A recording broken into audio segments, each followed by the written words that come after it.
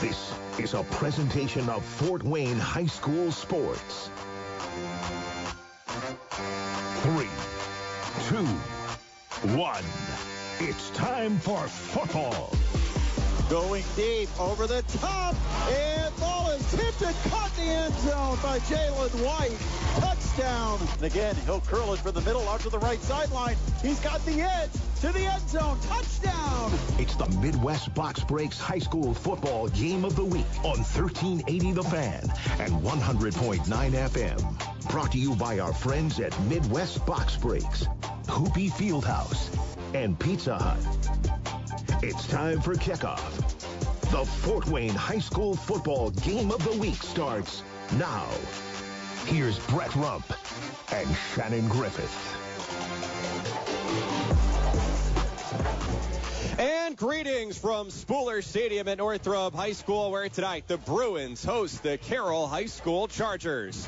Hi, everyone, and a very pleasant good evening to you wherever you may be. Thanks so much for tuning in, whether that's on 1380 AM, 100.9 FM, 1380thefan.com. However else you got here, glad to have you along. This is Sean Nolan in for Brett Rump, who's out sick tonight. We wish Brett a quick recovery, but with the coach, Shannon Griffith, while Macy Gray is our producer back in studio. All right, it's the penultimate week of the regular season, and we have the game of the night in the Fort. It's Carroll and Northrop tied with Bishop Dwenger for first in the SAC. Everyone's 4-1 in the conference. And Shannon, these two teams are coming off of statement rivalry wins last week. For Northrop, here against Snyder, they beat the Panthers 35-14. They hadn't defeated Snyder since 1999. So not only did they take them down, but they won it handily. And then in a similar fashion, Carroll at home against Homestead blew them out 49-0 in a game that we saw. Now, I know you talked to kids from both of these schools during the week. What do you think tonight? Well, we weren't expecting what happened at Carroll last week with that game getting out of hand within the first few minutes of the first quarter. If Northrop throws 2 pick sixes, it's going to be a long night for them, because that's what happened to Homestead. This is going to be an interesting game tonight for 2 reasons. One, who can establish a good running attack and have balance on offense? And 2, who can win that special teams battle and the hidden yardage? Because tonight, the team that wins the field position battle will more than likely have a chance to win the game. No doubt about it. It is a really nice October Friday night here. Currently 65 degrees as the sun is setting across the way from us.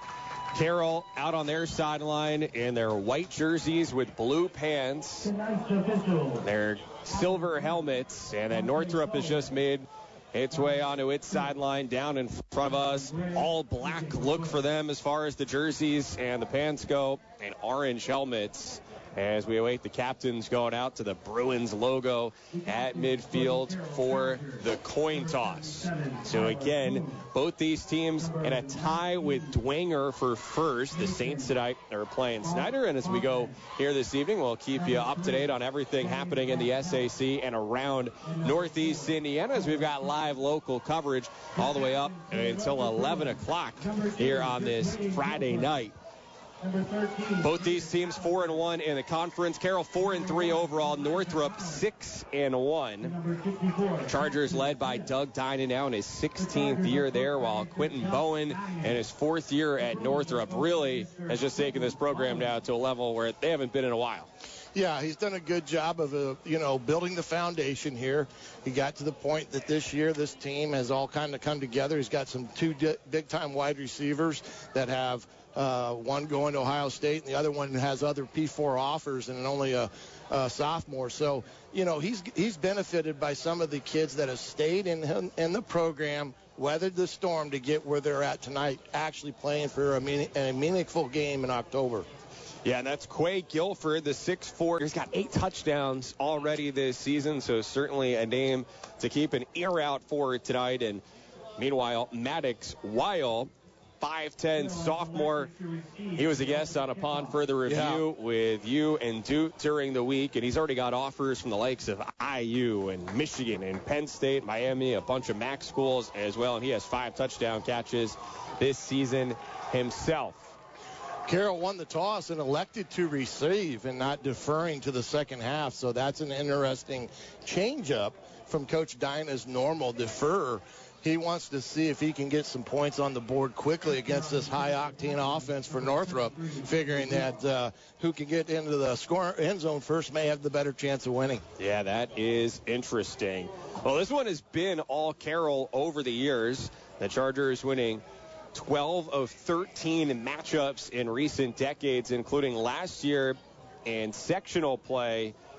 And a rout, it was 48-18. They blanked them in the regular season as well.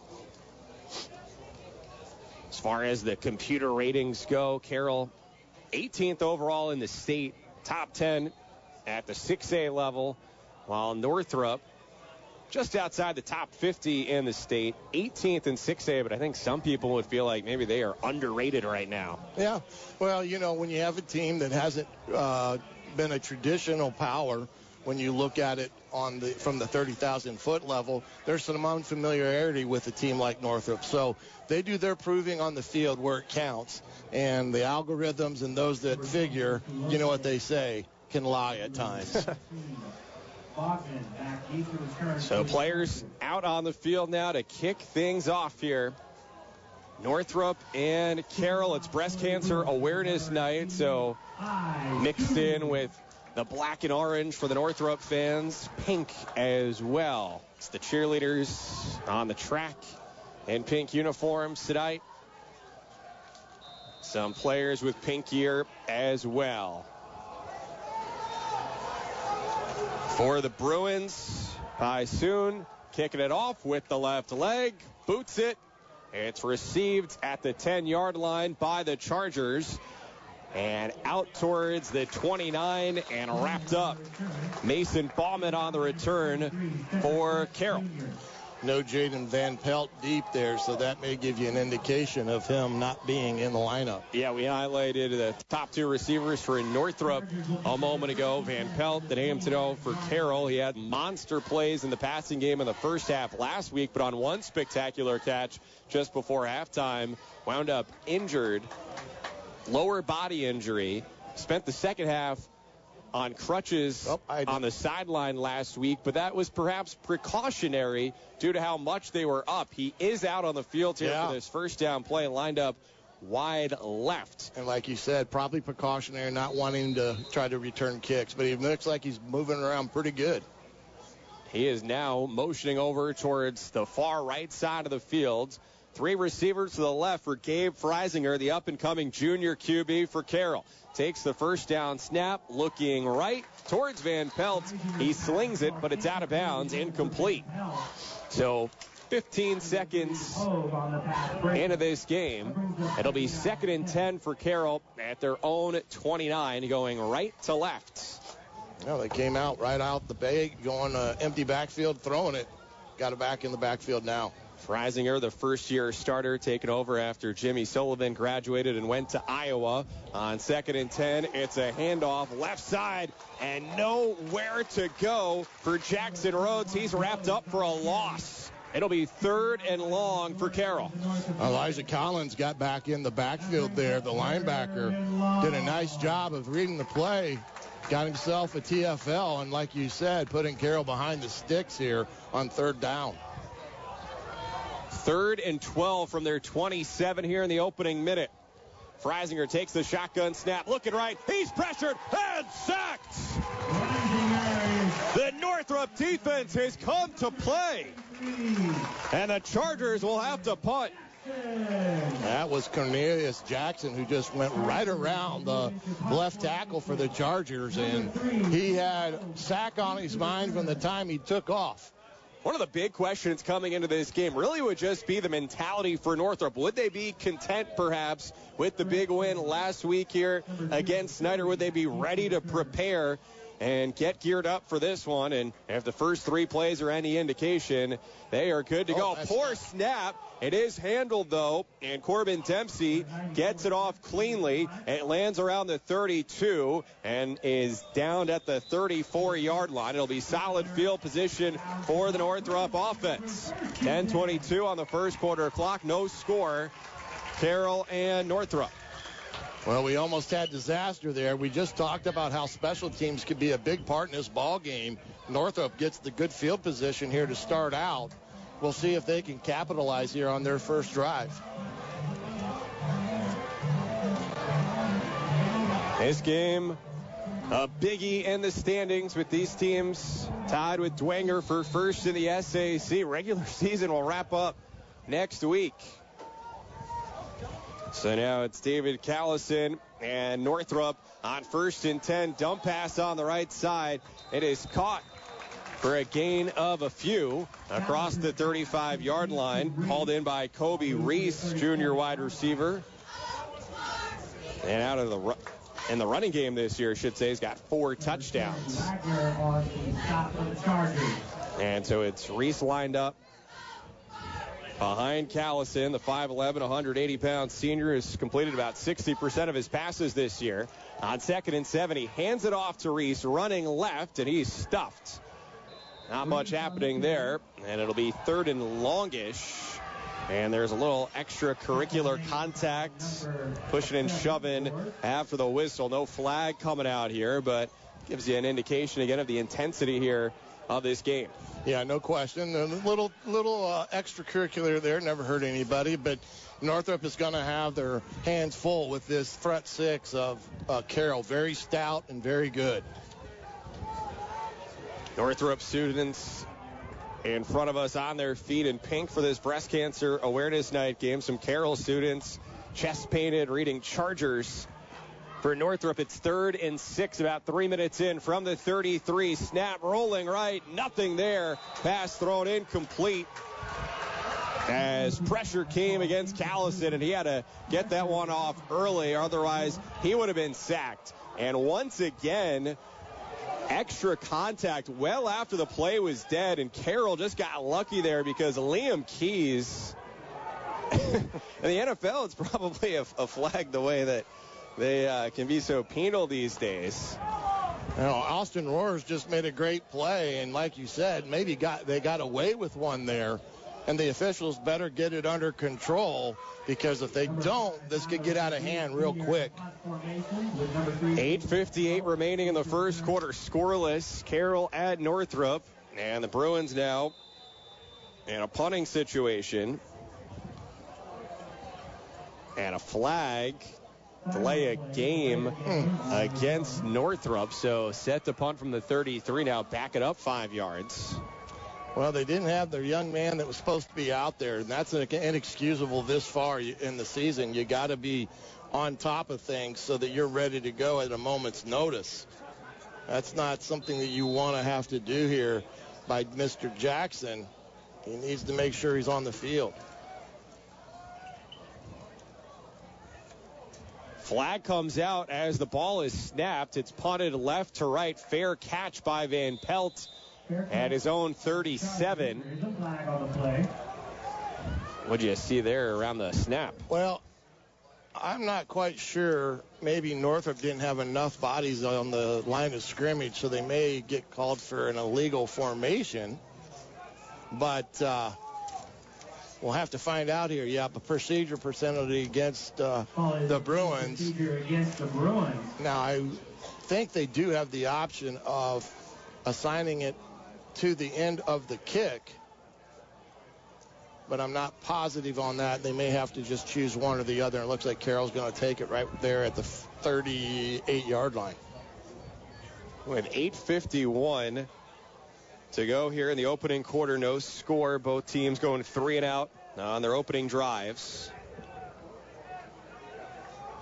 You know, the two defenses we expected to be two tough defenses that they've been all year showed up there in the first 2 drives as a lot of negative plays. You talked with Carroll's Lincoln Grabner during the week. What stood out to you from that conversation? Well, you know, we talked about the big interception he had that he returned for 70 yards for a touchdown, and they had already started talking about the Bruins when we had a chance to talk to him upon further review this week, and they are fully aware of the athleticism that Northrop presents, and they were very, very knowledgeable on what they were going to need to do tonight in order for them to keep their big guns in check. Yeah, in partnership with Parkview Sports Medicine, you can catch upon further review here on these airwaves on Thursday evenings and also online. Officials still sorting things out here while the Carroll offense and the Northrop defense stands around and waits. I'm not quite sure what's going on at this moment. Ball had been planted at the 38. Now one of the officials is moving the ball from where it was set up in the middle of the field over towards the hashes on the right side, and then another official has blown his whistle and called an official's timeout with the clock remaining stopped. 8:51 to go in the first quarter. Yeah, I'm not quite sure what the conversation was. The ball is where it should be initially. I don't know why they put it in the middle of the field. So players out there with hands on hips, in some cases just looking around. Now that whistle indicates set to go again. So Gabe Freisinger and the Carroll offense on 1st and 10. The southpaw QB quickly dots one that's caught, but hardly a pickup at all. Catch made by Logan Heath, but then he was tackled right away around the, he gets a pretty generous spot at the 41, so they'll give him a few yards there. Yeah, I thought they really initially spotted that like at the 39. Yeah, extra forward progress. Happy Friday, 2nd and 7. Handoff and a big stop by the Northrop front line. Jackson Rhodes said nowhere to go. It'll be 3rd and pretty long here in the opening 4 minutes for Carroll. Well, Carroll upped the tempo there, but D. Hoke said not on my watch and stepped in and made a huge tackle for no gain. Again, going tempo, no huddle. Snap, back to pass. Lets it fly right side for Van Pelt. Incomplete. Deep ball down towards around the 26-yard line. He zipped it, but couldn't connect with Van Pelt. If you're a Carroll supporter, though, it's an encouraging sign. Yes. That Van Pelt simply is out there as a threat. And pregame, when Northrop head coach Quentin Bowen was on Wayne 15, when he was asked, hey, what's going to be key tonight? One of the first couple things he said was containing Van Pelt. So he wasn't thinking, we don't have to worry about him as much because of the injury. Yeah, he was fully aware he'd be ready to go tonight. 4th and 7 from the 41. Carroll punting as Dempsey gets it off cleanly. Ball lands around the 27 and then takes a favorable roll for Carroll. It's received back inside the 10, running towards the far side of the field, ushered out of bounds shy of the 20. Now a flag comes in after the play. So early on, there were a couple of moments where there was some extra something without a flag. Now one comes out here at the 7:37 mark of the first quarter. Well, I tell you, that was a nice... It was Maddox Weil there on the return. It was a little bit daring to scoop that one up inside the 10 on the move, but yeah, the speed there to make something of it. Yeah, Jackson Rhodes was the Carroll defender that actually caught him there because he had the opportunity. Ooh, they have a blindside block against Northrop, so that's going to put him back even further. So a critical mistake there, all the way back to the 15. So the Northrop offense with the black uniforms and the orange numbers outlined in white. Backpedaling towards the left side end zone. They're set to go left to right. Rumpy would hate these jerseys because they're very difficult. Is that why he called out sick tonight? He may have. That may have been one of the things. He would really love to see it back further now. Yeah. Back to the 7. Meanwhile, you got to appreciate the Carroll uniforms. White jerseys with the numbers cleanly in blue. Yeah, I wouldn't put anything past the Wiley veteran, but I did talk to him today. He's pretty good. He's under the weather. 3 receivers to the right side for Northrop. Callison takes the snap and running left side of the line for a marginal pickup.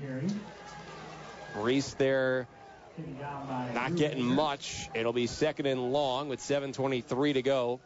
Movement out of this Carroll front by the Northrop Bruins, and it's not something that many teams have done when you have Golddecker, Brubaker, and Keys there dotting the defensive line. Yeah, both these offenses have put up a lot of points lately, but defense on display early on 2nd and 8, rolling right, firing, and it's caught for a first down out across the 20-yard line, hauled in by Weil.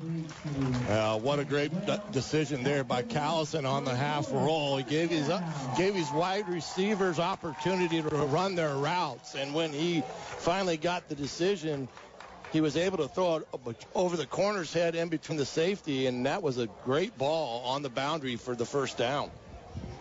What a great route by Weil to find himself open. Sun setting out on the far side of the field. It's Northrop now out of the shadows of their own goalpost. 1st and 10 from the 23 right hash. Shotgun snap. Looking left. Deep ball, and it is caught at the Carroll 37-yard line. Big play for Northrop. Tackle made around the 35. Again, it's Weil on the opposite side of the field this time. Yeah, they found the matchup they wanted over there. I think that was Scholl that they went one-on-one there is the way they positioned that formation. They put it into the boundary with a single receiver to the field, and Callison loved the look, and he had a great throw. Not only was that long down the field, that was across the field from the right side towards the left side. So ball marked at the 33-yard line, almost midway through the first quarter. Scoreless, Carroll at Northrop.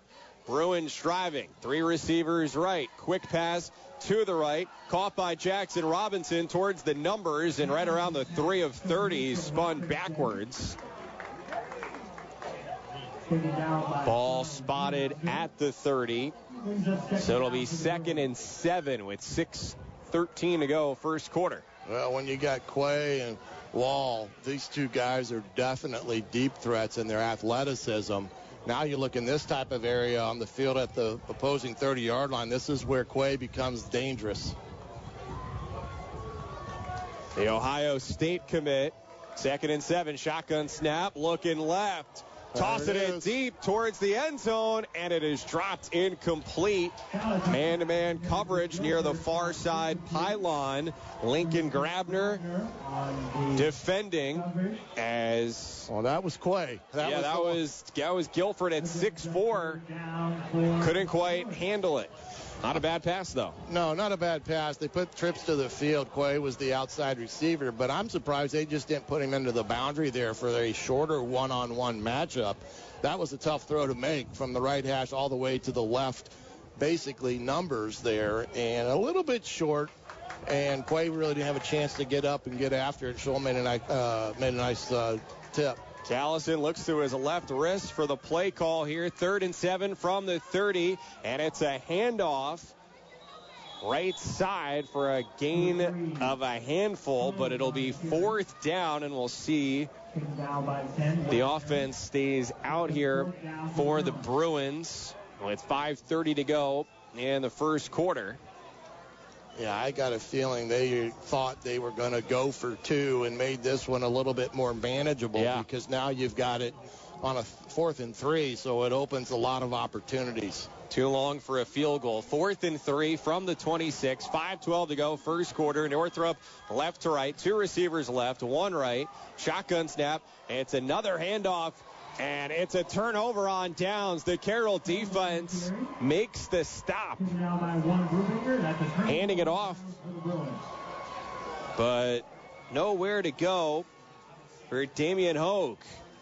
Yeah, Carroll did a nice job. That defensive line got penetration and kind of bottled up the counterplay that they were trying to run there. And, of course, when you get that penetration, it makes it quite different. And now we've got a flag here on the boundary, and it may be going against Northrop. Carroll's offense not even out on the field yet, while the Northrop defense is standing out there, and one official is gesturing towards the Northrop bench to back up. Yeah, he just gave a sideline warning in between plays, which doesn't make any sense. That is for during the play if you're going to have an issue with the sideline, but the issue there was kind of ironic to do. 5:01 to go first quarter, scoreless. Carroll at Northrop. Carroll ball now right to left. Shotgun for Freisinger. He pumps. Now he's running right.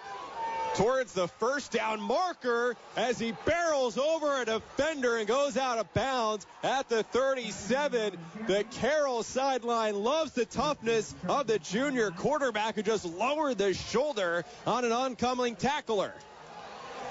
Well, yeah, and they gave him a first down there, which is even a nice spot from that perspective. But I think the Northrop player was actually pulling up. So, hey, you got to do what you got to do, and you got the first down. Ball spotted at the 36. Shotgun looking right, pumping, zipping it across the middle, and it's caught out towards the 43-yard line. Catch made by Harrison Scheel, a junior. And now no huddle here for the Chargers. 4:33 to go, first quarter. It's 2nd and 3 from the 43. Hard snap, and the Northrop defense jumps. Well, they did that a couple times last week where they used that intentional long count. I actually say it's a false start. False start against the Chargers. That's surprising because I didn't see a Charger jump. False start on me. I had it wrong as well. Well, they're telling you can't do that, Nolan. Message received. Got to be better. 4:29 left, opening quarter. 2nd and 8 from the 38. Shotgun snap, pocket collapsing. Freisinger stepping up. He's got room to run, sliding across midfield at the Bruins logo. It's a first down and a few more. And a plus territory with the ball spotted middle of the field at the 49. Yeah, this Freisinger kid, man, he has gotten better and better each week. Good decision there. Going up tempo has benefited him this drive. Once again, no huddle. 2 receivers each side. Back to pass. Launching it. Left side. It's caught around the 40 by Bauman, who's wrapped up a little bit shy of a first down, but it'll be 2nd and short here with less than 4 minutes to go in the opening quarter. Well, now they've awarded a first down, and that was a great throw. Again, questionable spot, but hey, whatever they do, we got to call it the way it is. 1st and 10, faking a handoff, pitching it on the right side. Pass caught. It's Sheely out towards the 30-yard line. Barring another very generous spot, this will be a little bit short of a first, so 2nd and short. All the world can use more kindness, so yeah, appreciate the. I look for him to. I wouldn't be surprised if they don't take a shot right here again. 2nd and 1, good time to do it, right? Looking left, hesitating, now sprinting, tucking it under, and running for a first down as a flag comes in at the end of the play. They're going to call a late hit there on the Bruins, which I'm not quite sure that was the case, but they threw the flag there. It pauses the clock with 3:07 to go in the first quarter. Still no score. Carroll at Northrop. Yeah. Number 45 is who I think it was that got the late hit there, and I don't know about that one. And now, earlier on this drive, Freisinger had slid. In that case, he wasn't sliding. He was trying to pick up some more as the chains move forward for the Chargers, right to left. Yeah, they got this drive going, and it's been through the arm and the legs of Freisinger. And he's done a good job of reading the play. When he has open receivers, he's delivering it with confidence, and when not, he's finding the escape route and getting positive yardage. About 3 minutes to go, first quarter. Carroll trying to strike first. 3 receivers on the right side. Freisinger looking that way. Lets it rip. It's caught around the 11-yard line by Sheely, who tries to dance around a defender. Gets inside the 10 and stymied there on the far side of the field. With 2:45 to go here in the first quarter.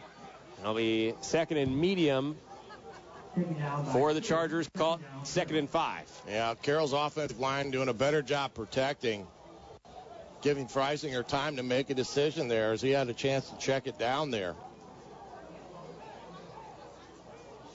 2 receivers right, 2 receivers left. Freisinger looking over his right shoulder to the sideline as Rhodes sets up to his left. Snap, Throwing pass is caught. Touchdown, Carroll. Van Pelt's playing. And he's got the first TD of the night. Yeah, that thing was a smoke shot.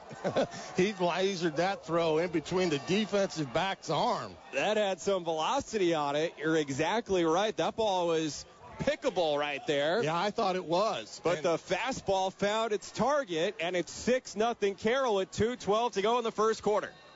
Yeah, and that's what I thought. I thought, oh, man, that's going to get picked, and that would have been a pick six because it was nobody out there.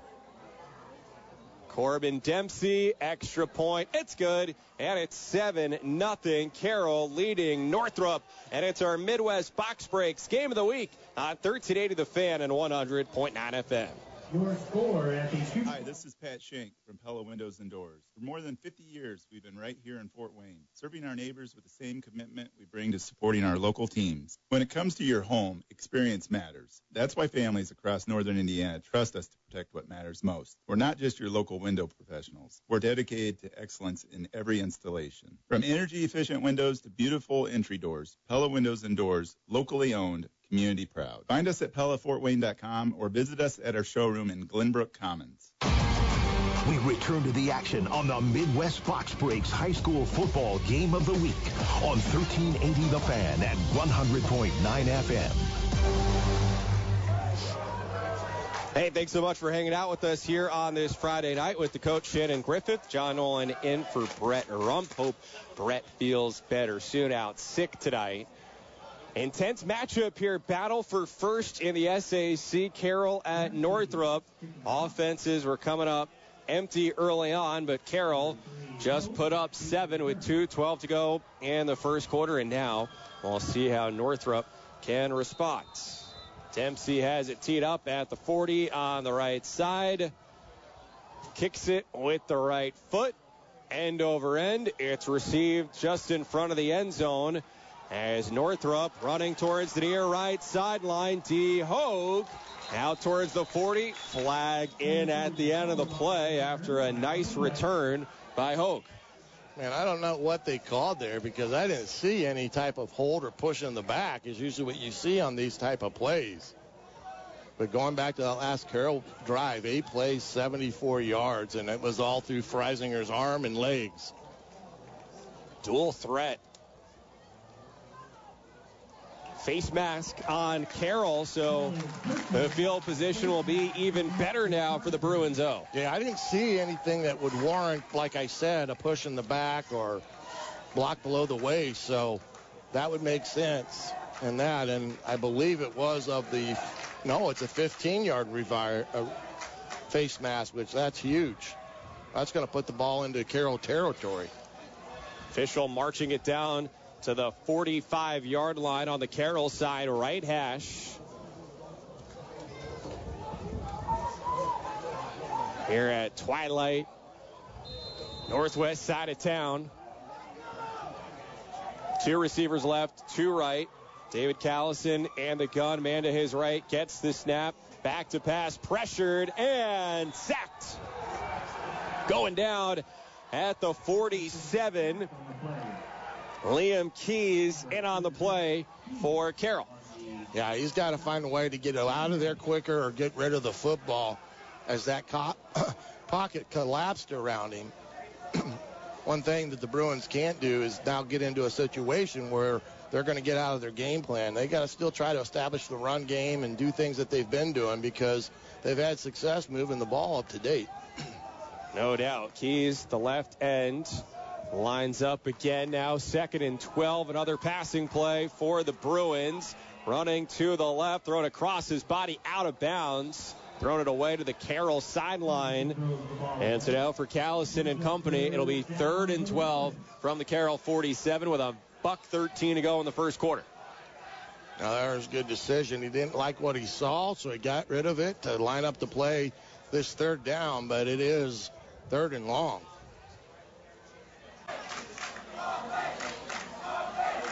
Three receivers left, 1 right. Man in the backfield behind Callison in the gun, has the snap, throws it short on the right side. It's caught out towards the 35-yard line, right around the first down marker. It'll be close, as that was Jackson Robinson who had the catch and the dash afterwards. Well, I tell you, they're going to have to measure this. This is going to be way close. The way he spotted there, that's got to be a first down. It is spotted right at the 35-yard line, which is what they needed. And so they will not measure, and they will move the chains with the first down.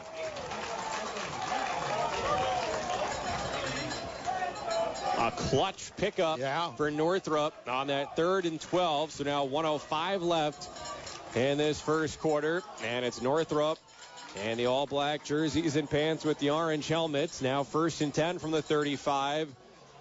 Quick pitch, left side, caught around the line of scrimmage. Ball comes out, and it's recovered by Carroll at the 30-yard line. Northrop with a turnover. It was Quay Guilford, the Ohio State commit, who caught it, got hit hard. He's limping off the field right now. He's the first one to the bench as he takes his helmet off.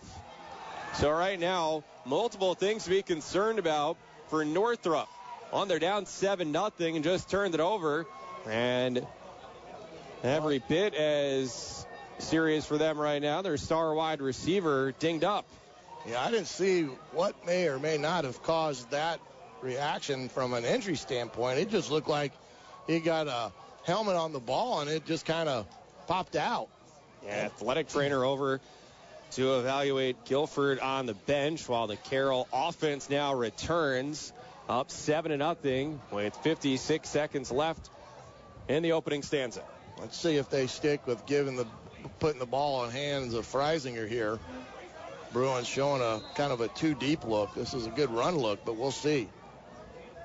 Rhodes is the running back to the right of Freisinger in the gun, has the snap, looks left, pumps, now rolling left. He's pressured, tosses it down the field, and it's caught at the 44 in Northrop territory. Logan Heath took the elevator up top to bring it down. They're going to call him for offensive pass interference, which is going to be a bad call in my opinion. I don't think he did anything to warrant a push that gave him an unfair advantage there, but we'll see. But that's what it looks like. A jump ball. Maybe I'm going to be wrong here, but the flag is down. A jump ball on the near left sideline, and it was Heath, the 5'9 senior, with the bounce up top to haul it in. Oh, he called holding on the defense. Wow. So that catch will stand for... They call a offsetting penalty, John. I've never seen that before.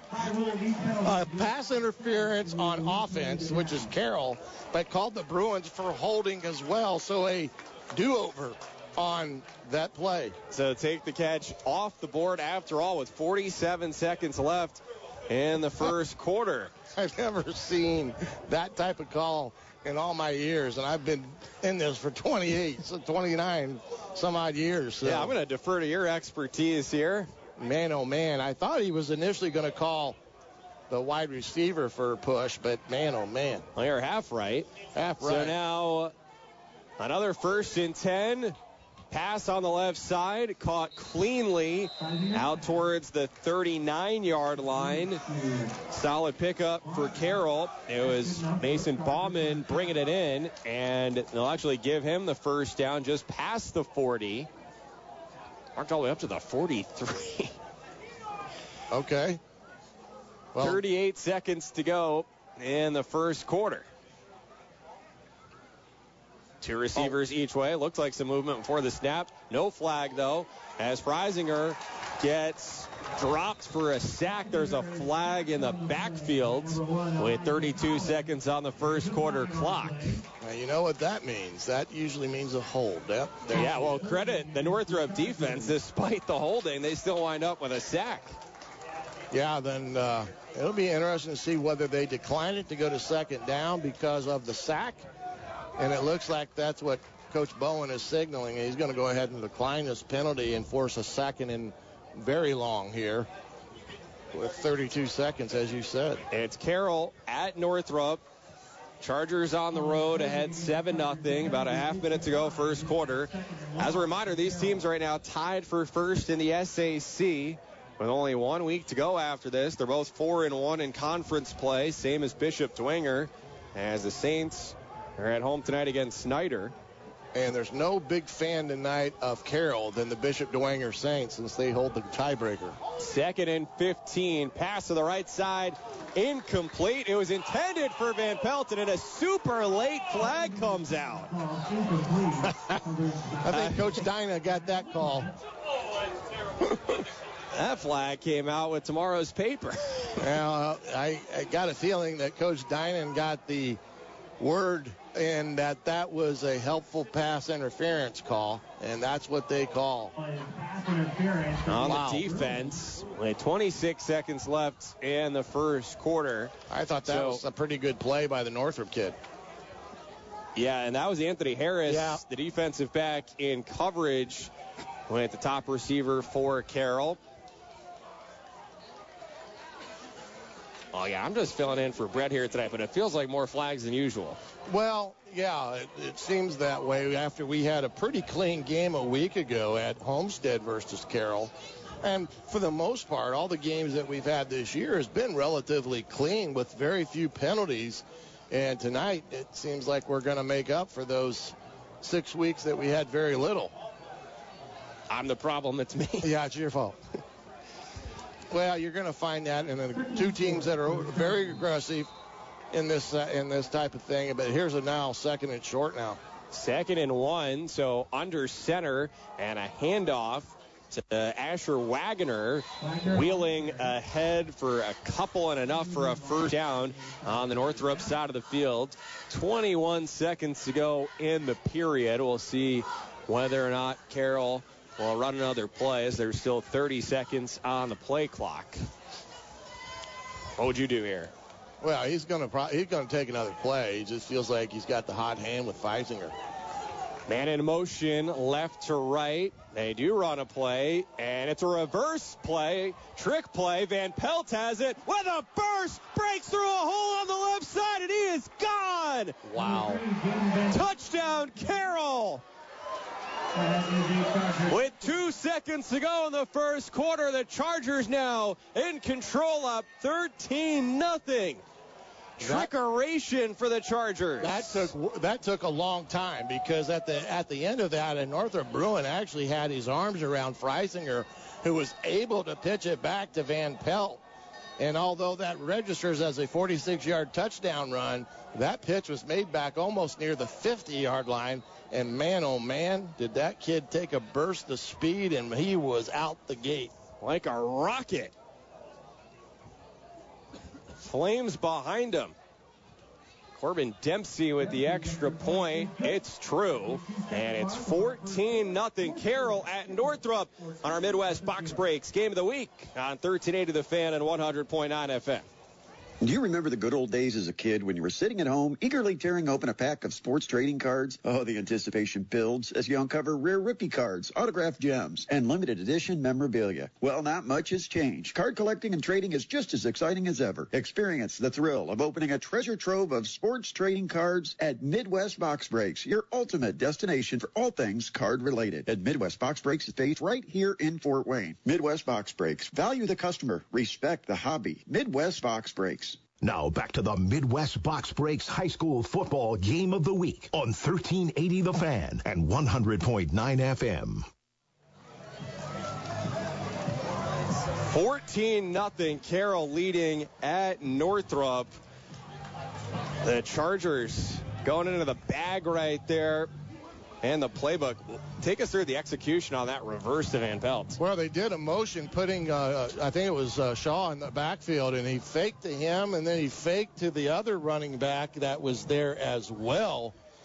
And then Van Pelt kind of came from his wide receiver position all the way behind the line of scrimmage, which was right about he kind of took it around the 49-yard line there. Freisinger barely got it off to him because, like I said, he was in the grasp of a Bruin defender, and it worked like a thing of beauty because Van Pelt's speed. Yeah, I guess he's okay. Yeah, he's okay. He was on crutches last week. Yeah, there's no overhang there of his health. Now with 2 seconds to go in the first quarter, it's Dempsey kicking it off, and it's received by Weil. near the left boundary, runs all the way out towards the right hash and tripped up shy of the 20 as that concludes the first quarter. Well, we got a flag out there, and I think Coach Dyna is going to get another call because I think he's going to call a hold on Northrop here, which I did not. That was not a hold. The kid made a great block and pancake the Carroll defender. Well, we'll tell you the verdict when we return. Second quarter coming up. Carroll 14, Northrop nothing at Spooler Stadium. It's our Midwest Box Breaks Game of the Week on 1380 The Fan and 100.9 FM. Hi, this is Pat Shank from Pella Windows and Doors. For more than 50 years, we've been right here in Fort Wayne, serving our neighbors with the same commitment we bring to supporting our local teams. When it comes to your home, experience matters. That's why families across northern Indiana trust us to protect what matters most. We're not just your local window professionals. We're dedicated to excellence in every installation. From energy-efficient windows to beautiful entry doors, Pella Windows and Doors, locally owned, community proud. Find us at PellaFortWayne.com or visit us at our showroom in Glenbrook Commons. Cruzy Automotive Service is proud to once again support high school football on 1380 The Fan. Cruzy has been a trusted source for your automotive service and maintenance and a supporter of youth sports in the Fort Wayne area. They offer quality service at a low price, and they value the people that trust them with their vehicles. Experience the difference and ask for the 1380 The Fan oil change special to save $17 off the low everyday price. Cruzy Automotive Service on Lima Road, north of Wallen, behind the Shell gas station. We return to the action on the Midwest Box Breaks High School Football Game of the Week on 1380 The Fan and 100.9 FM. Fresh 12 minutes on the second quarter clock after being flagged on the kickoff return for Northrop. 1st and 10 from their own 10. They hand it off. And a solid pickup on first down as David Callista handed it off to Kobe Reese. Well, the Carroll Chargers made the Bruins pay for that turnover there that they were able to get on the fumble and picked up 7 points off of a turnover. That's huge. Now, an encouraging sign for Northrop, by the way, is that Quay Guilford, who had that fumble and was hobbling off the field, he's lined up here on the far left side on 2nd and 2. Great option and a handoff. First down pickup up towards the 23-yard line for the Bruins in the black uniforms. Good to see Coach Bowen and the Bruins offensive staff get back to the running game here. Ran it twice there, got a first down, and got to try to keep this Carroll defense off balance because if they get them into a one-dimensional, they're just going to pin their ears back. 100%. So fresh set of downs now from the 24. Callison gets the snap, moves right, tosses it, and it's caught out towards the 30 and out of bounds. It's Maddox Weil with the grab. So it'll be 2nd and 3 from the 31 as Northrop goes right to left under the lights now. You know, this Callison kid is one of the probably area's most underrated QBs. He's very smooth and very well. A transfer from Carroll during his high school career. His pass towards the left is dropped incomplete in and out of the hands of Robinson, who is trying to catch it on the move. 3rd and 3 now, nearly a minute into the second quarter, and Northrop with the ball down 14-zip. Well, you can understand the move because he was sitting behind Jimmy Sullivan there for the last couple of years. He's been here. He's taken these lumps because they were unable to protect him over the last 2 seasons. But he's always been a kid I've been impressed with his mechanics and how he throws the football as well as runs the ball. So it's good to see a kid rewarded by sticking things out when things weren't going all well. Absolutely. Great athlete. Grew up playing basketball as well. Oh, man. Hard snap movement before the snap. Running back. And it'll be a false start. So Northrop now backpedaling. And instead of 3rd and short, now 3rd and longer. 3rd and 8. Yeah, you go from a short to a long yardage down here. And so still a lot of time to go in this game. Just under 11 minutes left in the second quarter. But it does feel like an extra weighty play right now for the Northrop offense. 3 receivers on the left side, 1 to the right. Man in the backfield. Callison has the snap. The righty rolling to his right. Triggers it down the field. Incomplete on the right sideline. Was looking for a while. And Northrop will have to punt again on 4th and 8 with 10:40 to go in the first half. Yeah. Again, that was a bad penalty to take there into the first quarter. The Bishop Doinger Saints are up 3-0 against, now Snyder just scored. So we're rolling off quickly here. 6-3 in the second quarter. Stay tuned. Coming up during the Hoopie Fieldhouse halftime report, Macy Gray will give us the H&K Chevrolet scoreboard. Keeping extra attention there on Snyder at Dwenger, but everything around Northeast Indiana here on this penultimate night of the regular season. And now they're going to take a delay, and I tell you, these are the type of mistakes or penalties that you should not be making this late into the year. Yeah, so Northrop delay a game before the punt, so presumably this will bolster the field position for Carroll. And now Van Pelt is back to be the returner here on this punt. It's Van Pelt with the track speed who scored the second touchdown for Carroll. He's positioned around the Bruins logo at midfield. Oh. It is a high snap, and the punter will get it off. Crisis averted. It's a great punt, landing at the Carroll 42 and then taking a favorable bounce for Northrop.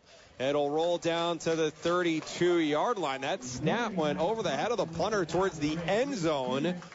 Almost a broken play situation, and it winds up being a heck of a punt right there. Yeah, Carroll was in what we call a punt-safe defense, meaning they weren't going to take a full-out rush there, opting to maybe set up a return and gave the punter plenty of time to get the ball off. Didn't panic, which is good by him, and ultimately got a huge punt away and kind of helped change some of the field position there. 10:25 to go, second quarter. Carroll has the ball, leading 14-0 here in this battle for first place position in the SAC. Who knows, by the end of the night, someone could be in first by themselves. Yeah, this is a big series for Northrop. They got to get a stop here. Freisinger hands it off right side. There's a hole. There's also a flag and a tackle made at the 39-yard line. Handoff there went to Holden Huffman. It looked like he was shot out of a cannon. Huffman not on the 2 deep for Carroll in the backfield. But holding negates the solid pickup. And it'll be first and extra long for Carroll. Well, Adams Central playing at Bluffton tonight in a big battle of the AC. Jets scored on a 60-yard touchdown run by Jamison Roach, making it 14-3 Jets over the Bluffton Tigers in a game that I thought maybe that the Bluffton Tigers, the way they've been playing on offense, may have a shot against that Adams Central team. Flying Jets, though, every time you think someone's going to give them a game lately, think again. On 1st and 20, it's a pass out towards the far left side, caught by Logan Heath on the go as he tumbles forward towards the 36-yard line. Gain of about 14 there. Yeah. On 1st and 20. Nice play. Yeah, great play. Good throw by Freisinger again. And again, he's got a hot hand tonight. And they're killing him with that little out route. 2nd and 6. Freisinger, the southpaw, pressured and sacked. And there's a flag. Oh, boy. And, gosh, a double flag situation on the Northrop defensive player. And that's going to be 30 yards. Unnecessary roughness on the sack as he drove him down into the field turf, and then apparently fully unaware of that penalty, he celebrated it, which is going to be an unsporting penalty on top of it. So Northrop, it was already a theme here in the first half with the penalties. and now just exacerbating that issue. Yeah, and now instead of being third and long, it's going to be an automatic first down. He's going to get a penalty for unnecessary roughness on basically slamming the quarterback to the turf. And like you said, coming up after that, after making a really good play, he does a celebration, and that's an automatic unsportsmanlike conduct penalty. And while I don't like that type of call, it's a bad deal. But because it's a dead ball foul, they're going to get 30 yards marched off against them. And that's why I don't like it, because of that scenario right there. They got him for roughing. His celebration, while they don't like for that to occur, wasn't anything that was overly offensive in nature towards anybody at Carroll. The kid was celebrating the fact he made a big play.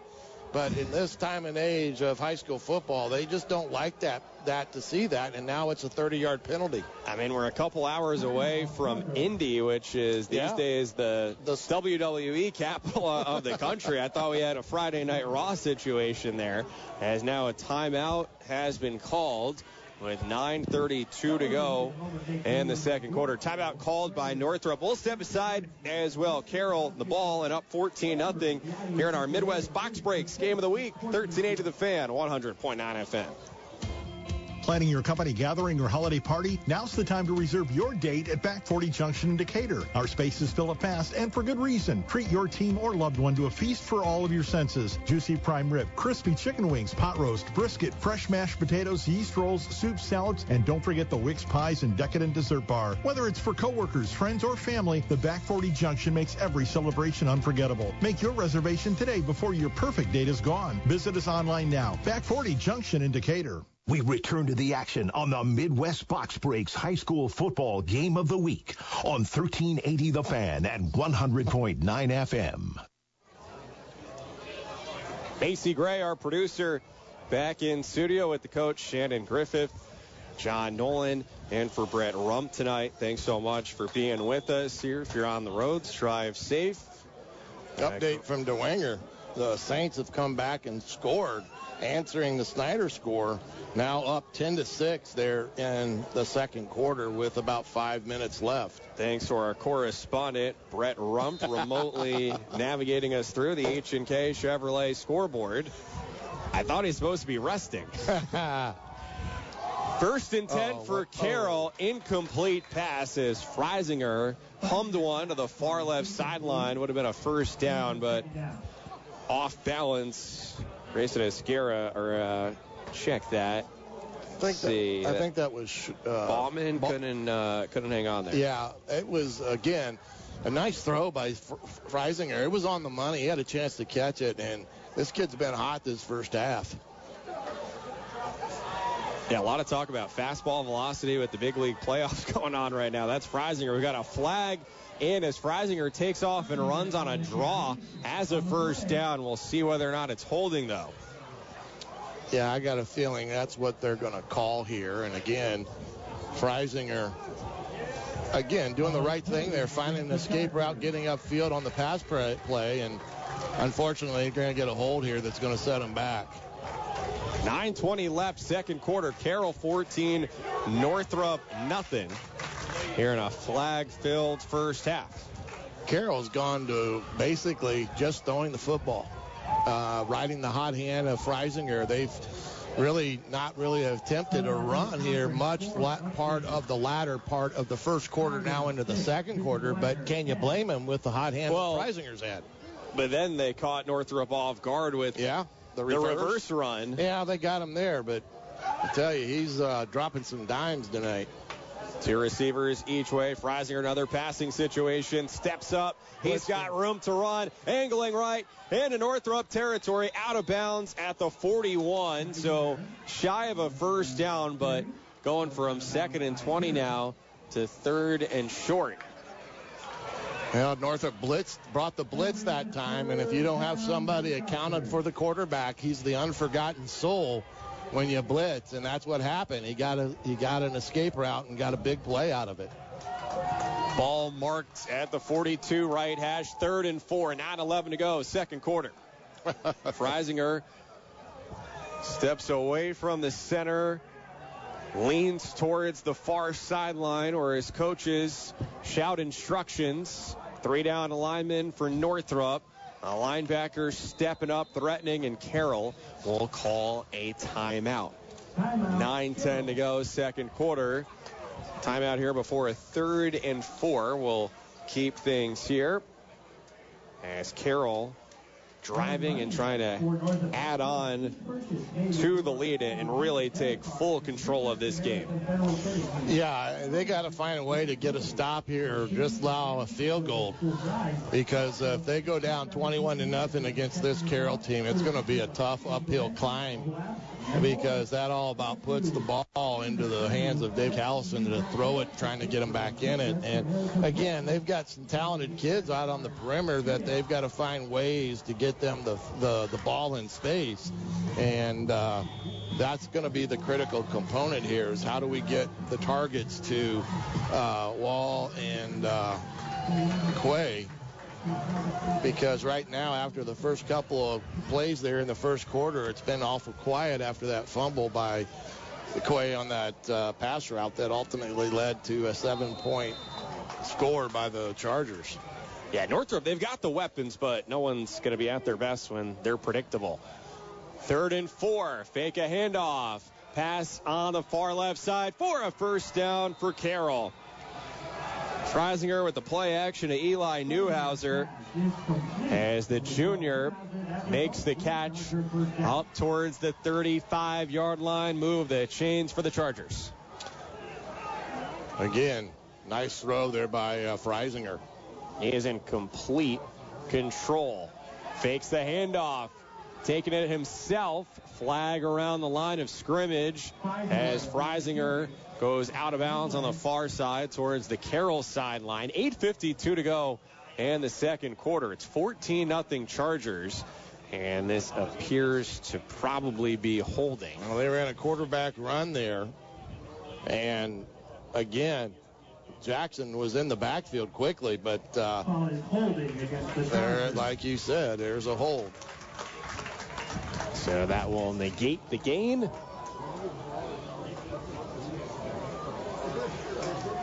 As the officials figure out how to administrate this.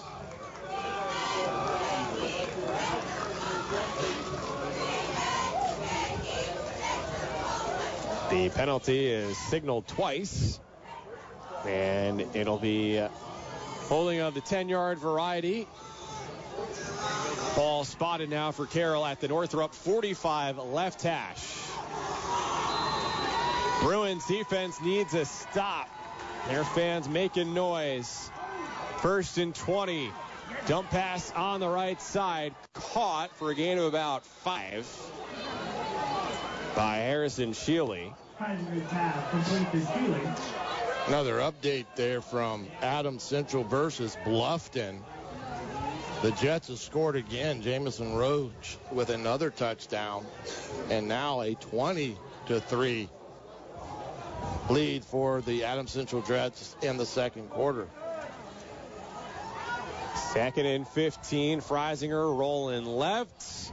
Darts it inside the 30 as the pass is caught for a first down and more.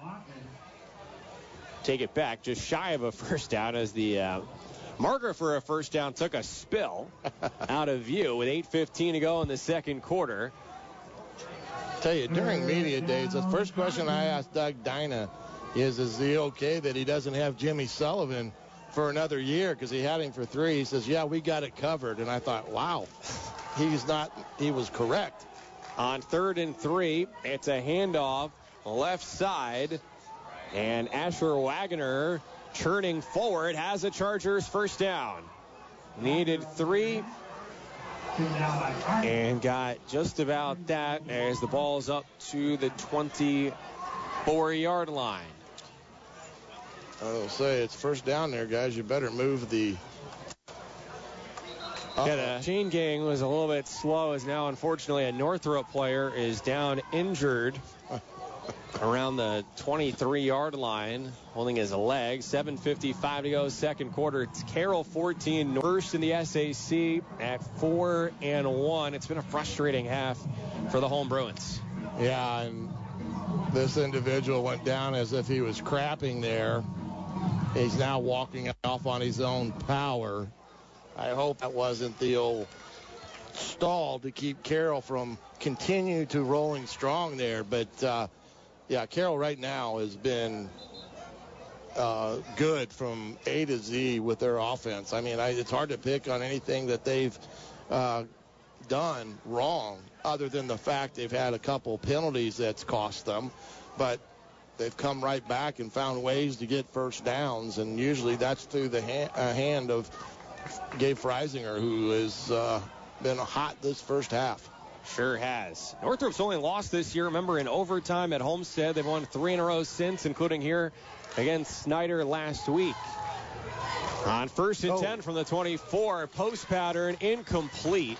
It'll be 2nd and 10 with 7:41 to go in the second quarter, but almost like a heat check for Freisinger right there because he has just been so good. I think Mr. Shealy better make sure he's looking back because that one almost got stuck in his ear. That was a missile. That's a great description of it.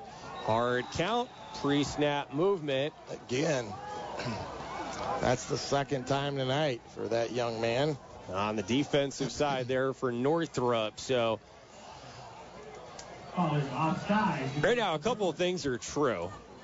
Carroll is outplaying Northrop, and also Northrop is really hurting itself. Yeah. With a lot of mistakes, especially the penalties. Yeah, they could say they're helping Carroll. 2nd and 5 now. Freisinger pressured and sacked. And no flag at the 27, so a much-needed effort right there from the defensive line for the Bruins to now force a 3rd and long here at the 27-yard line. So they don't gain anything here. This is not easy field goal territory. Yeah, they're kind of in that in-between there. But, again, a big play there by the Bruins by getting that big-time stack to force this 3rd and long. One receiver left, trips to the right, including Van Pelt.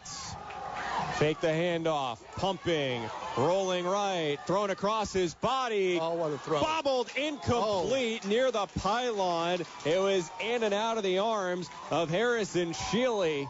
Wow. As Freisinger had a great ball, hit him in stride in a crowd, but incomplete. So it's 4th and 13 from the Northrop 27 with 6:49 to go in a slow-moving second quarter. Throwing the ball a lot has a tendency to do that, but I don't know how Shealy dropped that ball. I mean, he placed it right in his breadbasket, so to speak. So it must have been the defensive player from Northrop was able to get a hand on it to disrupt it there. Yeah, that or he squeezed it out. Guys on the bench right now for Northrop trying to get the fans more involved. Carroll going for it on 4th and 13. Freisinger rolling left, tosses it down the field near the first down marker. It is incomplete. The pass was caught but out of bounds. It's a turnover on down, and boy, did the Bruins need that stop. Yeah, they did, and we said that was what they needed to get here is a stop, and they found a way to overcome some critical penalties there, and now in a position to get themselves back in this ball game, only being down 14-0. Kind of felt like the game was potentially on the brink there for the Bruins, but now with their big playability on offense, they're pretty quickly in a position now to get right back in it. Down 14-0, 1st and 10 from their 27. Pass the left side. Guilford makes the catch, dodges a defender, and he takes off all by himself. Wade Guilford, touchdown, 73 yards. And just like that, this game went from almost out of hand to the Bruins getting back into it, as we saw why Quay Guilford is on his way to Ohio State. The future Buckeye with a big play. caught it in the flat and made a man miss, and next thing you know, he's the best athlete on the field. Yeah, he outran people down the sideline after he caught the ball there. Number 88, So, in pretty much a blink, it goes from Carroll almost going up 20-21-0 to Northrop here, an extra point away from slicing the deficit in half. Flag on the PAT that is good, as it's Paisoon who knocked it through. Flag came from the near left side. 6:28 to go in the second quarter. It's currently 14-7. Penalty against Northrop. Seems like it'll be assessed on the kickoff. Oh, not sure right now. The special teams unit for Northrop still lingering on the field as an explanation comes over to Northrop head coach Quentin Bowen. And might have to re-kick it after all. Yeah, it's probably what they're going to have to do there. Jen, you've been tracking all the penalties, right? On your play drive chart? I gave up on that one. Oh, you'd be beyond your fingers for sure. Maybe even past all the toes. Absolutely.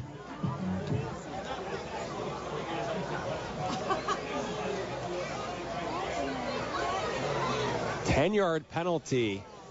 Yeah, this could be costly. Yeah. What was the call? A procedure. Man, oh man. Say only a 5-yard penalty, rather. So extra point will be coming from around the 15. High snap, flag again, and once again the kick went through, but they're gonna. What's he calling? Have to redo. This time the flag was pretty adamantly thrown before the kick was even taken. Offsides on Carroll now. Gee, many Christmas. 6:28 remaining second quarter. You know, last week when we were over at Carroll and the Chargers got up so big so quickly against Homestead, it became a running clock situation. I think we were kind of wrapping the game up at this point. Probably. Here, we're not even midway through the second quarter. Night sky, lights on. And so now a third crack at the PAT, and it is still good. So Northrop all kinds of fired up right now as they are within 7. It's 14-7. Carroll leading on the road at Northrop here on our Midwest Box Breaks. Game of the week on 1380 The Fan and 100.9 FM. Hi, this is Pat Shank from Pella Windows and Doors. For more than 50 years, we've been right here in Fort Wayne, serving our neighbors with the same commitment we bring to supporting our local teams. When it comes to your home, experience matters. That's why families across northern Indiana trust us to protect what matters most. We're not just your local window professionals. We're dedicated to excellence in every installation. From energy-efficient windows to beautiful entry doors, Pella Windows and Doors, locally owned, community proud. Find us at PellaFortWayne.com or visit us at our showroom in Glenbrook Commons. We return to the action on the Midwest Box Breaks High School Football Game of the Week on 1380 The Fan and 100.9 FM. Got a good one here at Spooler Stadium. Northrop hosting Carroll. Northrop just scoring a touchdown to pull to within 14-7 with 6:28 to go in the second quarter. Bruins set to kick it off. Ball teed up at the 40, left half of the field. End over end boot. Received at the 7-yard line. Oh, wow. Full head of steam out towards the 40. A nice return by Holden Huffman, the sophomore for Carroll. He had some big strides there, too.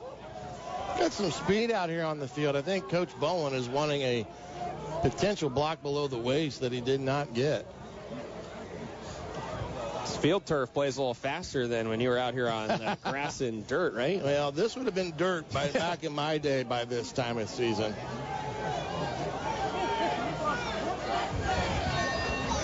So Carroll's offense comes out with 6:22 to go in the second quarter. Still leading 14-7. And we'll see how they respond here after the Northrop touchdown on first down. Pass caught Small pickup on the right side to Harrison Sheely. Good tackle.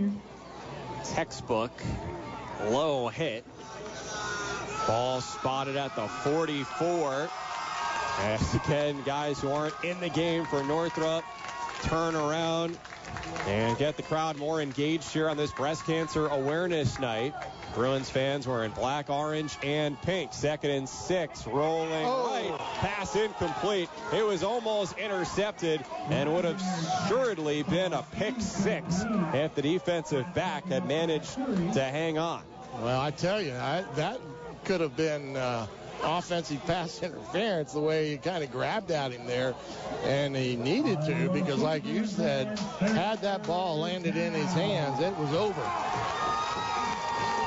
Only a minute or so ago in this game, Carroll was driving up 14-0. Now they're facing a 3rd and 6 from their own 44. If Northrop can get a stop, their offense will come out onto the field with a chance to equalize. 2 receivers left, plus a man in the slot. Snap, Freisinger, and a timeout was called before the snap by Carroll.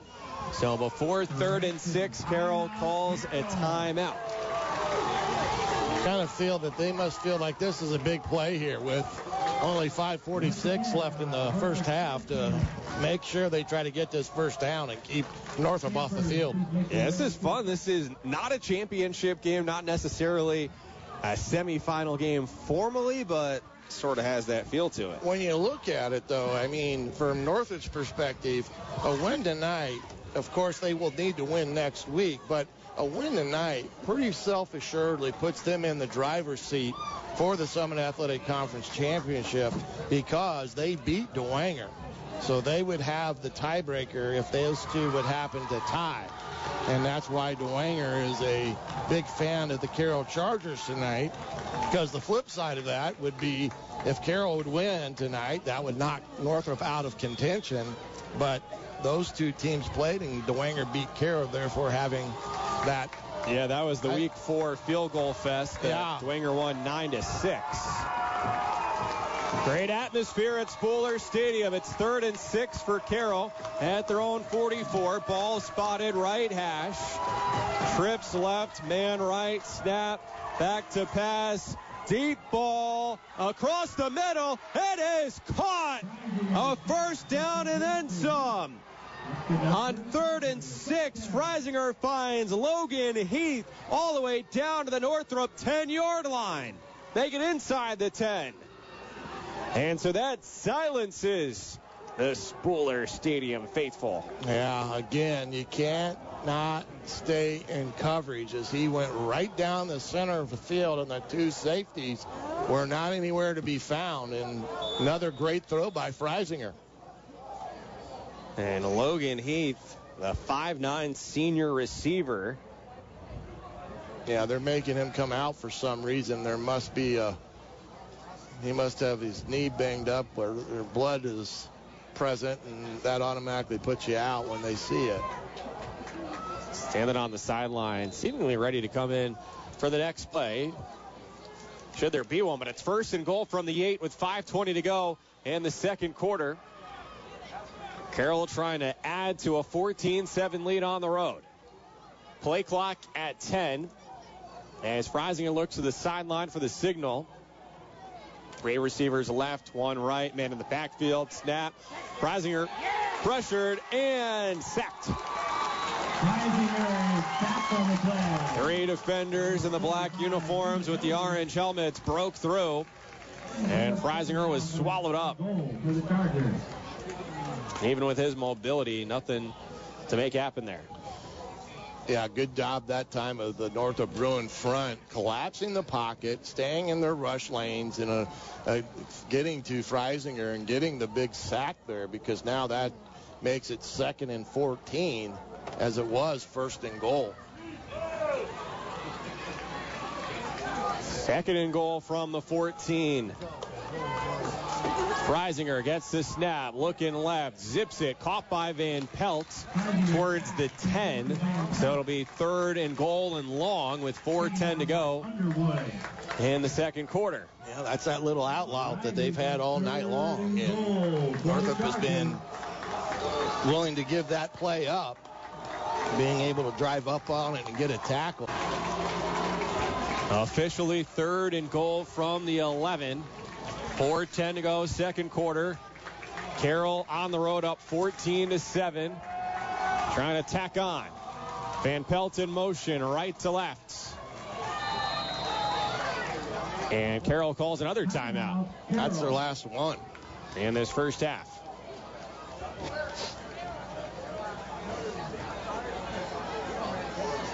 Keeping it here with 4:10 to go in the second quarter.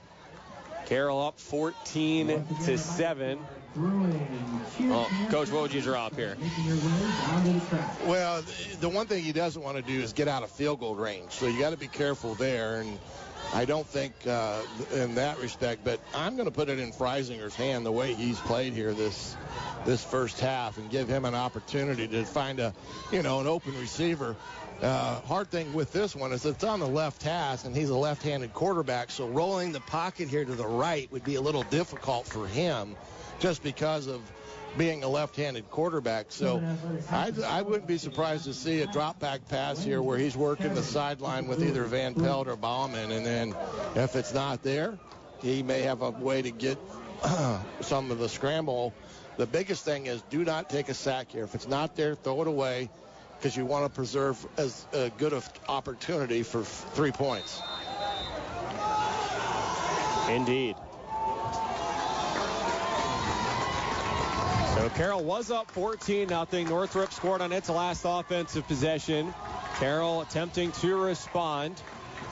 After the timeout for the Chargers, 3rd and goal from the Bruins, 4:10 to go in the second quarter. Snap, Freisinger throws it, end zone, caught, touchdown, fade to the far corner. Mason Bauman brings it in. He's got more than 30 catches this year and now has his first tutty. Well, just like I said, he worked that boundary side to his strong hand, and they found a one-on-one matchup that he liked and was able to drop it in there. And like I said, Freisinger has had one heck of a first quarter. I don't know how many yards the kid's thrown for, but it's got to be close to 200. Just fully in control. Pretty incredible poise for a junior in his first year as a starter, still in the regular season. As Corbin Dempsey's extra point right down the middle. So it's 21-7. Carroll leading at Northrop with 4:05 left in the second quarter. As you're listening to our high school football Midwest Box Breaks Game of the Week on 1380 The Fan and 100.9 FM. Hi, this is Pat Schenk from Pella Windows and Doors. For more than 50 years, we've been right here in Fort Wayne, serving our neighbors with the same commitment we bring to supporting our local teams. When it comes to your home, experience matters. That's why families across northern Indiana trust us to protect what matters most. We're not just your local window professionals. We're dedicated to excellence in every installation. From energy-efficient windows to beautiful entry doors, Pella Windows and Doors, locally owned, community proud. Find us at PellaFortWayne.com or visit us at our showroom in Glenbrook Commons. We return to the action on the Midwest Box Breaks High School Football Game of the Week on 1380 The Fan and 100.9 FM.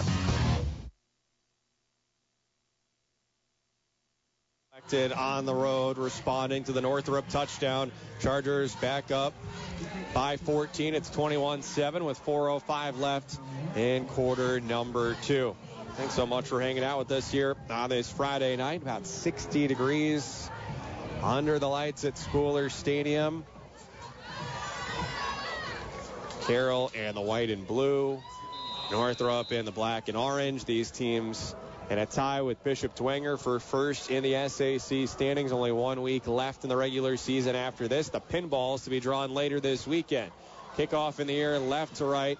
It's received around the 2-yard line.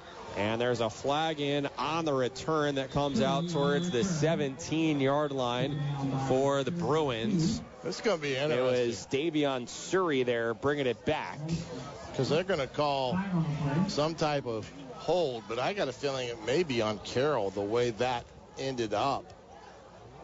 Let's see here, because either way, this is going to be a bad penalty. Have we had more plays with or without flags? I can't tell you tonight. They're going to call holding on Northrop, and man, oh man, that was more Carroll than it was Northrop. But again, another bad penalty affecting the field position for the Bruins.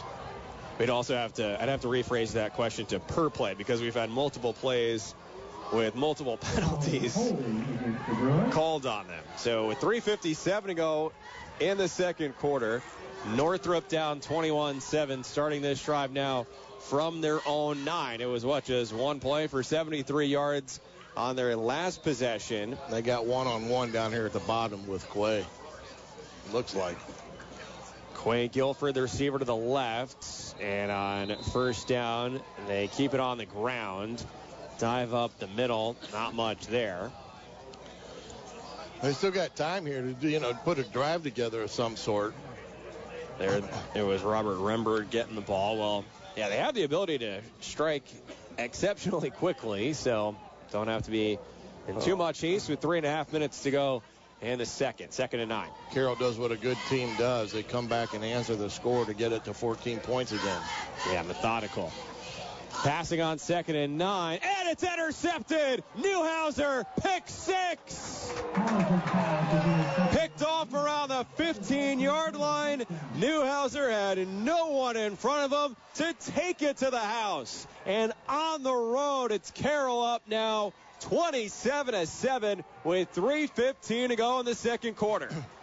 Such an innocent throw that looked as if the receiver didn't expect it, and that's where Newhouser kind of stepped in and took it away and walked into the end zone, and that right there is a critical mistake to give up the 6 points there, because now you're really in a hole. The junior linebacker at 6'3", 230. With the pick 6 after Carroll had 2 of them last week. Another one here in the first half tonight. And last week, they ultimately felt like backbreakers for Homestead. And now you wonder mentally what kind of response Northrop will have before the extra point. You already know. Yellow laundry on the field. Jeez. Offsides against the Bruins. And it's Northrop offsides. And so while there have been a ton of penalties in this game, we don't have the official breakdown in front of us, but the vast majority have been against Northrop. And let's see, they will say that the extra point attempt was successful, and the penalty is declined with 3:15 to go here in quarter number 2. Remember, coming up during the Hoopie Fieldhouse halftime report, our Macy Gray will check the H&K Chevrolet scoreboard around the SAC and throughout Northeast Indiana with the regular season winding down. Looking further ahead, you're invited to hang out at the Pine Valley Pizza Hut for the Kesters post-game show with Eric Dutkevich all the way up till 11, and Adam Lundy will be back in studio. For the time being, Dute's got a camera in his left hand as he patrols the track here behind the Northrop bench with his Parkview Sports Medicine attire on. He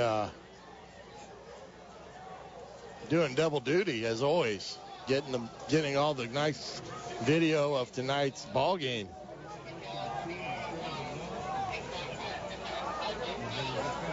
Players were lined up on the field for the kickoff. And Shannon, I know you're checking some scores on your phone right now. Yeah, I was looking for some things here with any update from Bluffton, and that is a 26-3 Adams Central at the halftime. So, well, in case you missed it here, they're actually going to redo the extra point after all. I'm not understanding if the kick was good, but I guess an offsides makes the play dead. Yeah, before the snap. They are still just going for the PAT, and it's blocked. And that's why. So it's still 27-7, and we'll see if that gets a little life here for Northrop late in this half. Yeah, I just, officials should have known that before they sent everybody off and ruled the kick was good. Now that they brought it, see, Doug's going to want an explanation because he's trying to figure out, was it an offsides or what was the case? Because in that case, it's a dead ball and should never have gone through. And he's trying to figure out why that was called the way it was. And unfortunately, now his kicker misses an extra point. And the utmost respect for all the officials that we have. And it's really they have a tough job. Very tough, to say the least. Unsung heroes and helping to facilitate youth sports. Yeah, so that's why I definitely don't want to be sounding too harsh here. But unfortunately, it has thrown off the rhythm of this game from an entertainment standpoint to some degree. Well, they've trying to get it right, and sometimes things of that nature happen. You wish that would be more fluid at this time of year, but hey, you got two tough teams playing a big-time game. Now Carroll kicking it off left to right, and it's a touchback. Ball landing in the end zone. With 3:15 to go in the second quarter. 27-7 Carroll, and so, we've already said this at least once tonight, but this is now a critical possession for Northrop here. Absolutely. To get back in this game. They've got the weapons that you can't count them out, but what you don't want to do is do what you just did last series, you know, and that's the kind of the thing here with 3:15 left is you don't want to make another costly mistake. Now remember, Carroll has no more timeouts, so in that respect, if they get the ball back, they'll have to do a 2-minute offense. Remember, it's Carroll that has more big game experience over the years. Northrop having its best season since 03 at this point. On 1st and 10, pass to the far sideline, incomplete. Would have been for about 7 yards. Tight quarters there. That time, I'm not sure David needed to bail like he did there. He could have stayed in the pocket to give some things more time to develop. Sometimes when you get a rush like you have from this Carroll team, it's you see some ghost every once in a while as a quarterback.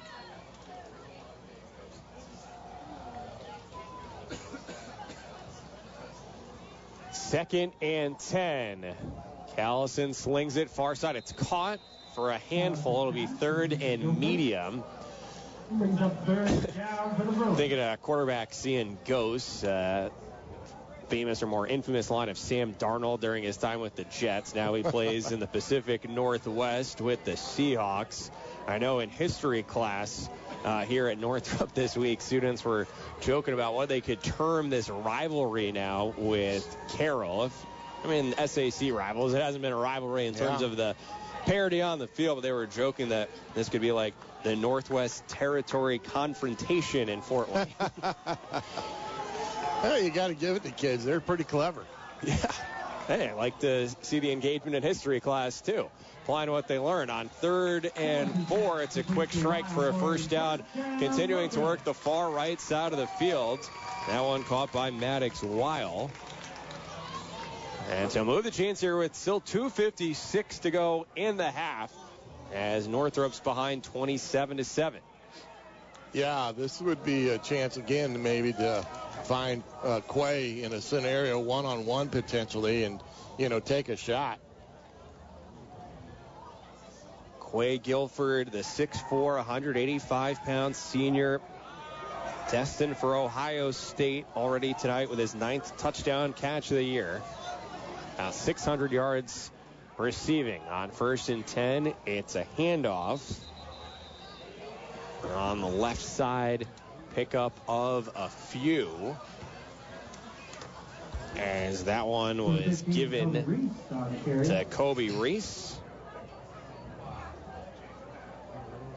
Yeah. 2nd and 5 from their own 36 now. 2.5 minutes to go in the half. And so Northrop so far has not shown any urgency on this possession. Not yet. They got a good run there and kind of got themselves out behind the goal line there. Passing on 2nd and 5. Callison pressured. Hit as he throws it. It's incomplete. He threw it towards the 40 on the far side, but the fact that he was hit left the pass short.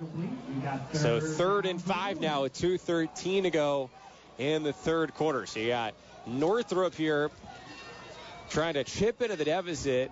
Simultaneously, Carroll last week, killer instinct against Homestead, and we'll see if they can flash that here again tonight now on the road. Trips left, one man right. One man in the backfield behind Callison in the gun, has the snap, stepping up, and he throws it incomplete, out of bounds on the near left sideline as Guilford puts his head down with 2:06 to go in the second quarter, and the Bruins will have to punt. So miscommunication there for Northrop. Yeah, that time on a kind of a scramble like that, we'd like to had Quay just take off down the sideline there, not come back towards Callison, because there's where you kind of get those background, playground type of plays. And with his skill and speed, he could have taken off down the sideline and not been and probably not had anybody on him. So here it's Carroll 27, Northrop 7, 2:06 to go in the half. Bruins about to punt. These teams tied with Dwenger. Another high snap, and it's going to be a fake punt at this point as he goes out to the right and stopped well shy of a first down. So it becomes a turnover on downs, and now Carroll, already up by 20, has a chance to execute a 2-minute drill with great field position. And Northrop has a player down on the field turf at the 41. Near hash, athletic trainer from Parkview Sports Medicine out to assist with 1:58 on the clock. And Shannon, these teams tied with Bishop Dwenger, which currently has a 10-6 lead against Snyder. Not quite sure if that was called, because I would be shocked because how bad the snap was. You know, that was almost over his head again. And if you're trying to run a fake punt, when you have a snap that's bad, it just throws off complete timing. But I'm not quite sure that was called there, because now you give Carroll great field position with no timeouts, but with 1:58 left in the half.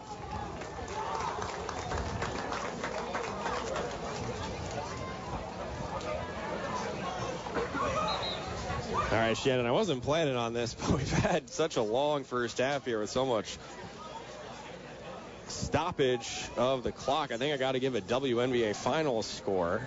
All right. Got Las Vegas leading Phoenix in the late first quarter, 22-16. The Las Vegas Aces could sweep and clinch their third championship in 4 years after they defeated the Fever in the semifinals. Yeah, they gave us you back.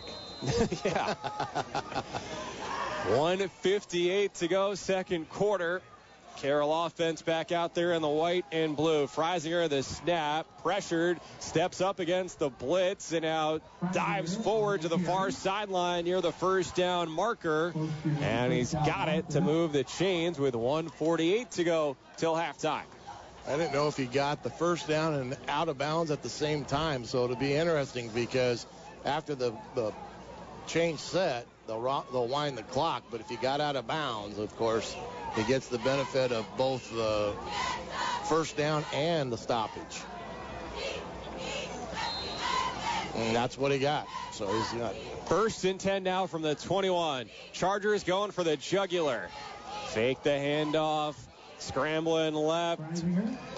Breaking through tackles, but losing the ball. It's a turnover. The Bruins with a takeaway inside the 5-yard line with 1:38 to go in the second quarter. I think he just took it away from Literally. He ripped it away. Was that? I think it was Quay. That was Hogue, I believe. Oh, yeah.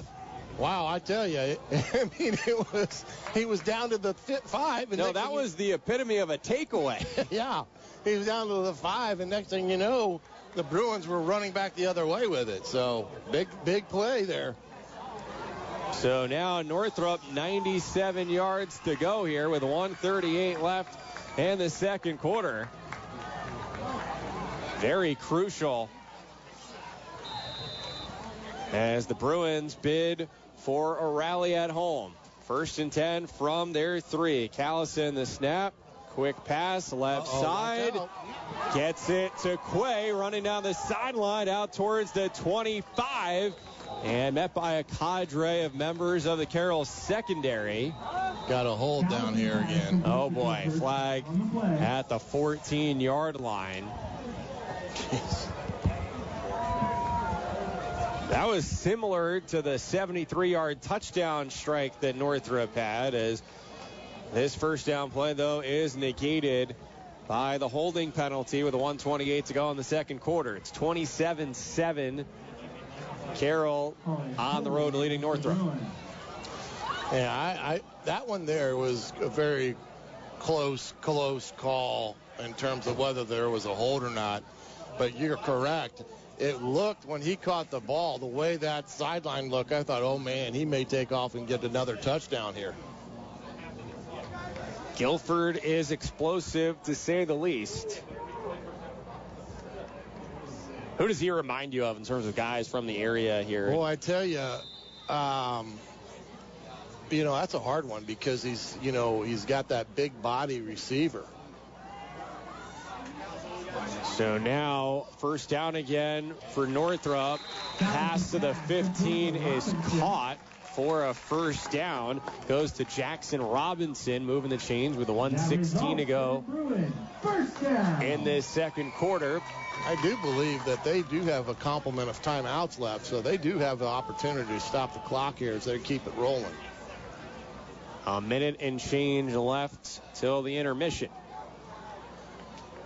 Callison has the snap, looking left, pressure, steps up, and tackled. Not a sack. He was ahead of the line of scrimmage, but small pickup. And to your point, Northrop now will use one of those timeouts with 53 seconds left till half.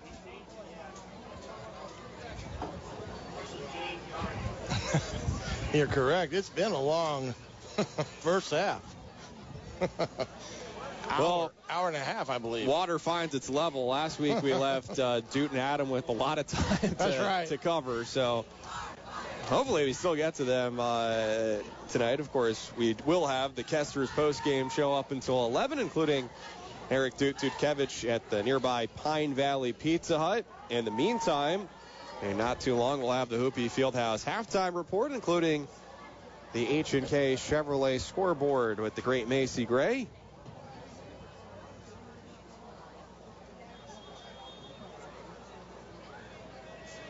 Northrop still huddled up around the near sideline between the 20 and 30. Carroll's defense out on the field set to go. It'll be 2nd and 7 for Northrop from their own 18.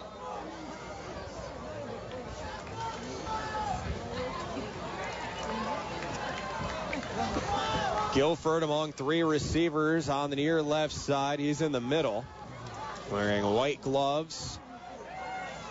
Snap, it's a screen pass on the left side, caught close to a first down. It was Davion Surrey, senior, with the catch. Got the first down. That was the important thing there, so they get fresh new downs here. Clock paused, 47 seconds left in the second quarter.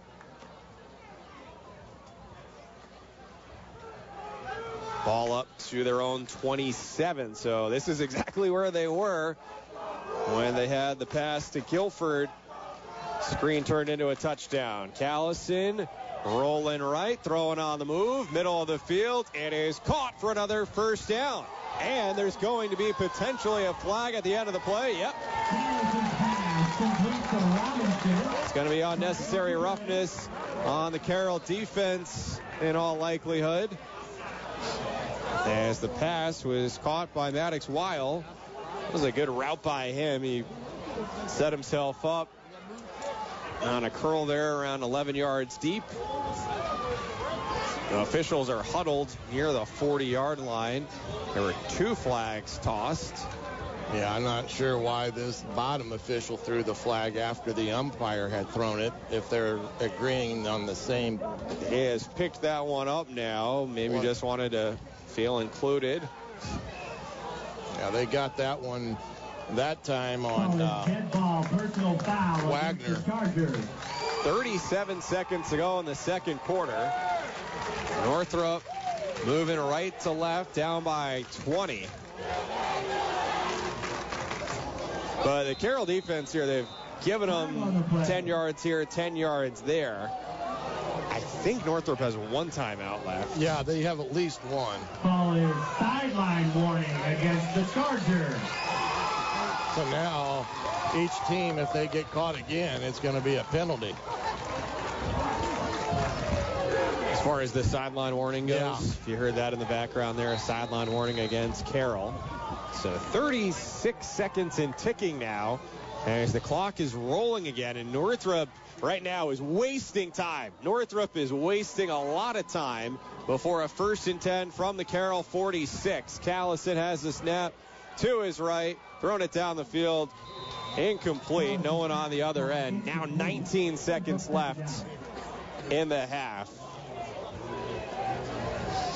Yeah, they got to get things rolling there because they essentially had enough for a couple plays without having to take a timeout, but they had about 10 seconds come off the clock before they snapped it.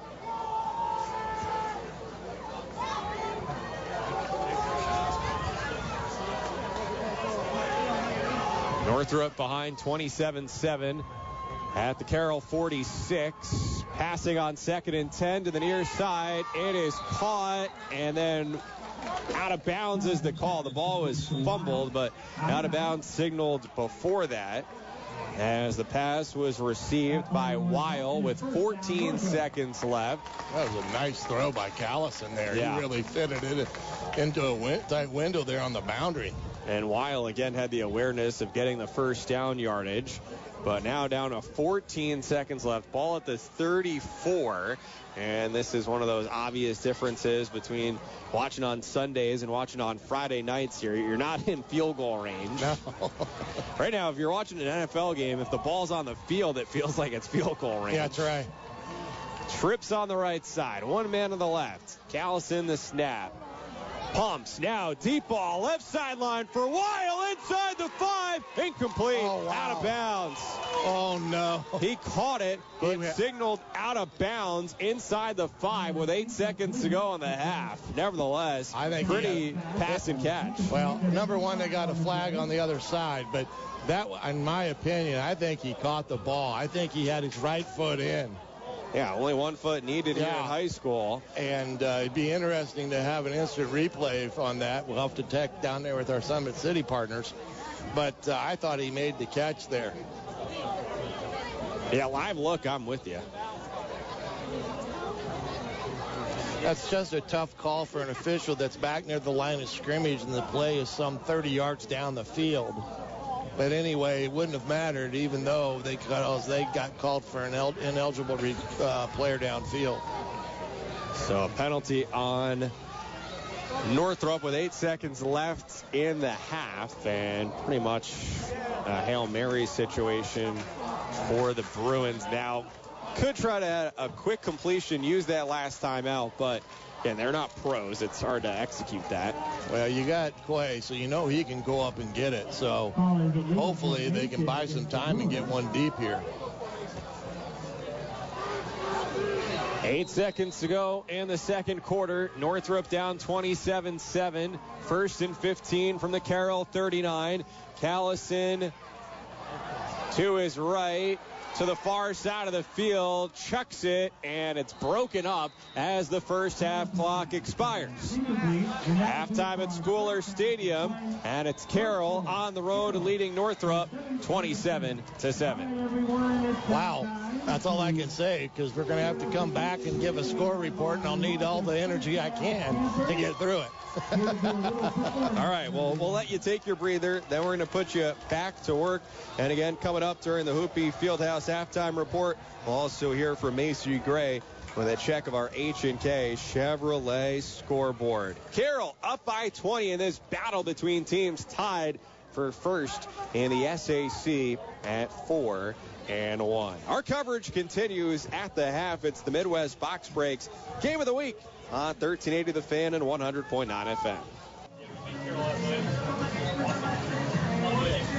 At the half at Spooler Stadium, it's Carroll leading Northrop 27-7. Players out on the field now loosening up for the second half here on this Friday night here in this matchup between teams tied for first in the SAC along with Dwenger. By the way, one other score outside the realm of local high school football tonight. A decisive Game 5 ALDS. Tigers visiting the Mariners in Seattle, and it's the Mariners with a 1-0 lead in the top of the third inning.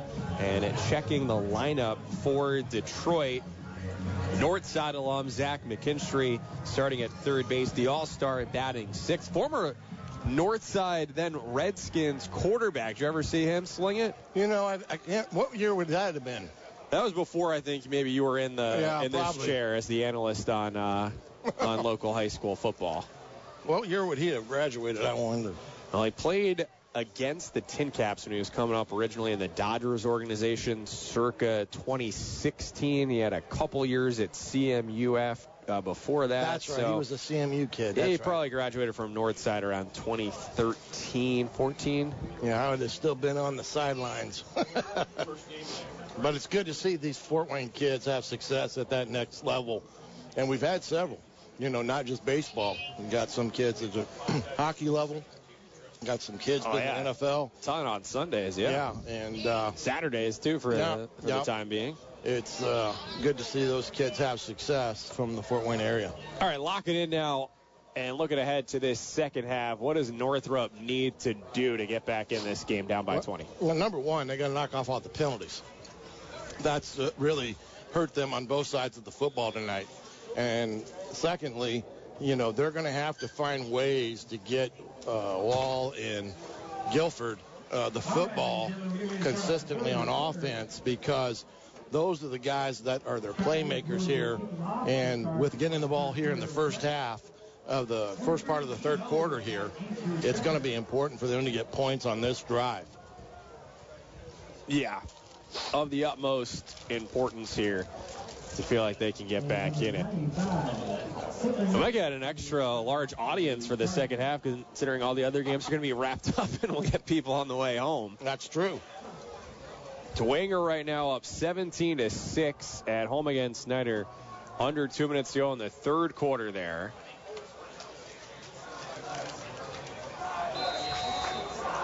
Saints just missed a field goal, though.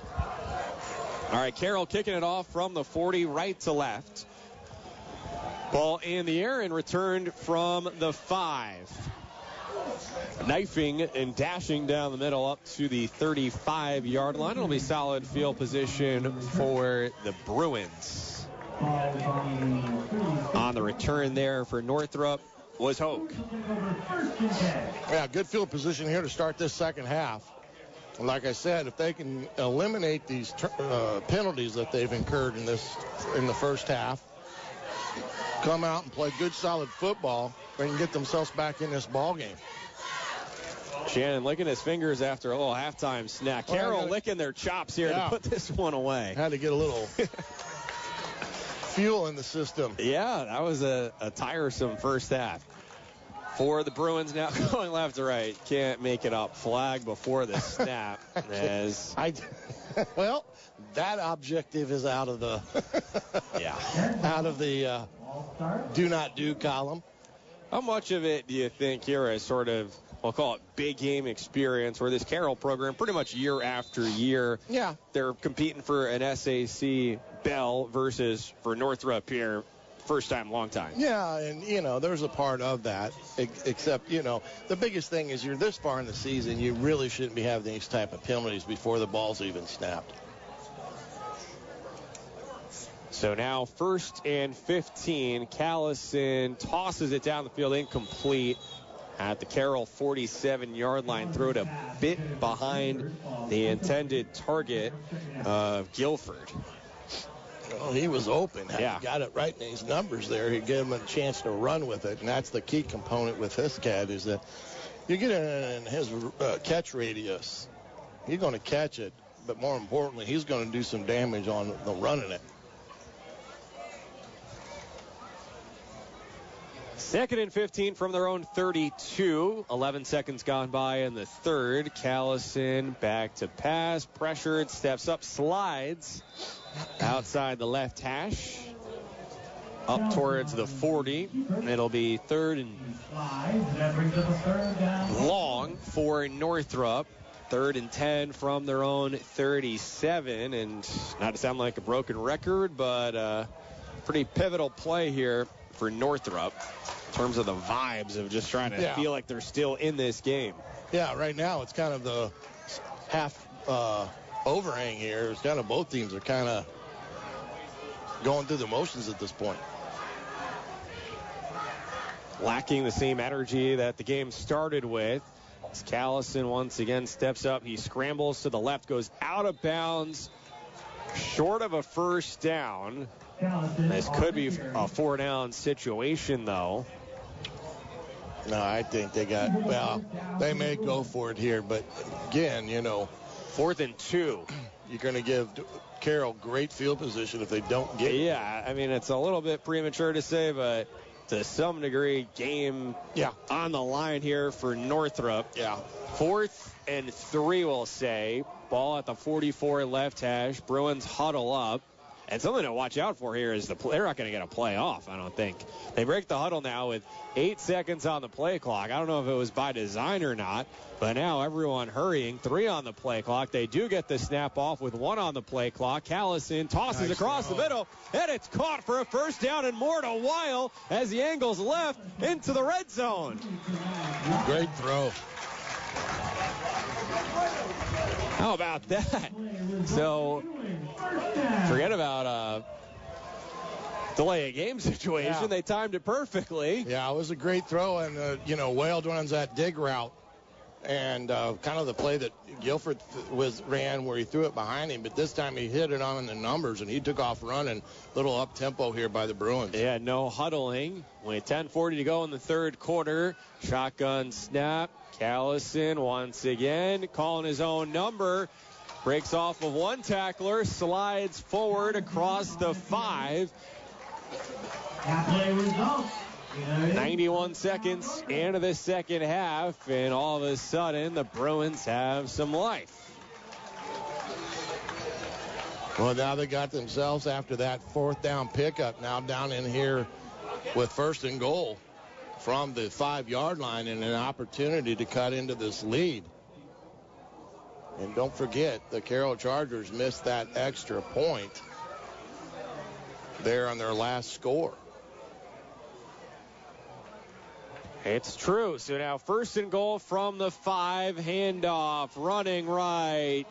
Ball came out in the end zone. Bruins scoop it up anyway. It's a touchdown for Northrop. 27-13 with still 9:57 to go in the third quarter. As they gave it on the ground there to Hoke. Hoke getting in on the action, and one of their, again, a good athlete for these Bruins. 6'1", 180-pound senior. Number 88, 5'2". So the 4th down conversion leads to 6, and only 6. The extra point is blocked. That's huge. Extra point is blocked. So each side now has had an extra point blocked, and with 9:57 to go in the third quarter, Northrop back within 2 touchdowns. It's 27-13 on our Midwest Box Breaks Game of the Week on 1380 The Fan and 100.9 FM. Do you remember the good old days as a kid when you were sitting at home, eagerly tearing open a pack of sports trading cards? Oh, the anticipation builds as you uncover rare rookie cards, autographed gems, and limited edition memorabilia. Well, not much has changed. Card collecting and trading is just as exciting as ever. Experience the thrill of opening a treasure trove of sports trading cards at Midwest Box Breaks, your ultimate destination for all things card-related. And Midwest Box Breaks is based right here in Fort Wayne. Midwest Box Breaks. Value the customer. Respect the hobby. Midwest Box Breaks. Now back to the Midwest Box Breaks High School Football Game of the Week on 1380 The Fan and 100.9 FM. At Spooler Stadium, Northrop at home trailing Carroll 27-13, 9:57 to go in the third quarter, but the Bruins just struck for a touchdown on the opening possession of the half. Here in this battle between teams tied for first in the SAC with Bishop Dwenger, which at home right now leads Snyder through three quarters, 17-6. Northrop kickoff back towards the 4-yard line. And on the return, it's Holden Huffman running left, tackled around the 25. As you might imagine, a flag on the return out at the 30. This official down here at the bottom who's called most of these fouls has got to have his arm hurting. He's going to have to ice it down. The athletic trainers with ice awaiting. A big penalty there against the Chargers holding. Going to set them back all the way back to the 15-yard line, I think, here. Northrop at 6-1 overall on the year, 4-1 in the SAC. It's their best start through 7 games in more than 20 years. Got to go all the way back to 2003. Just last week, they defeated Snyder for the first time since '99. Breast Cancer Awareness Night. Students understood the assignment, wearing pink.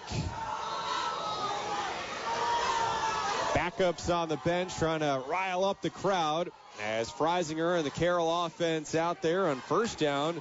It's a handoff right side, and Huffman is dragged down. Yeah, nice play there by the Bruin defense. Neither one of those players were blocked.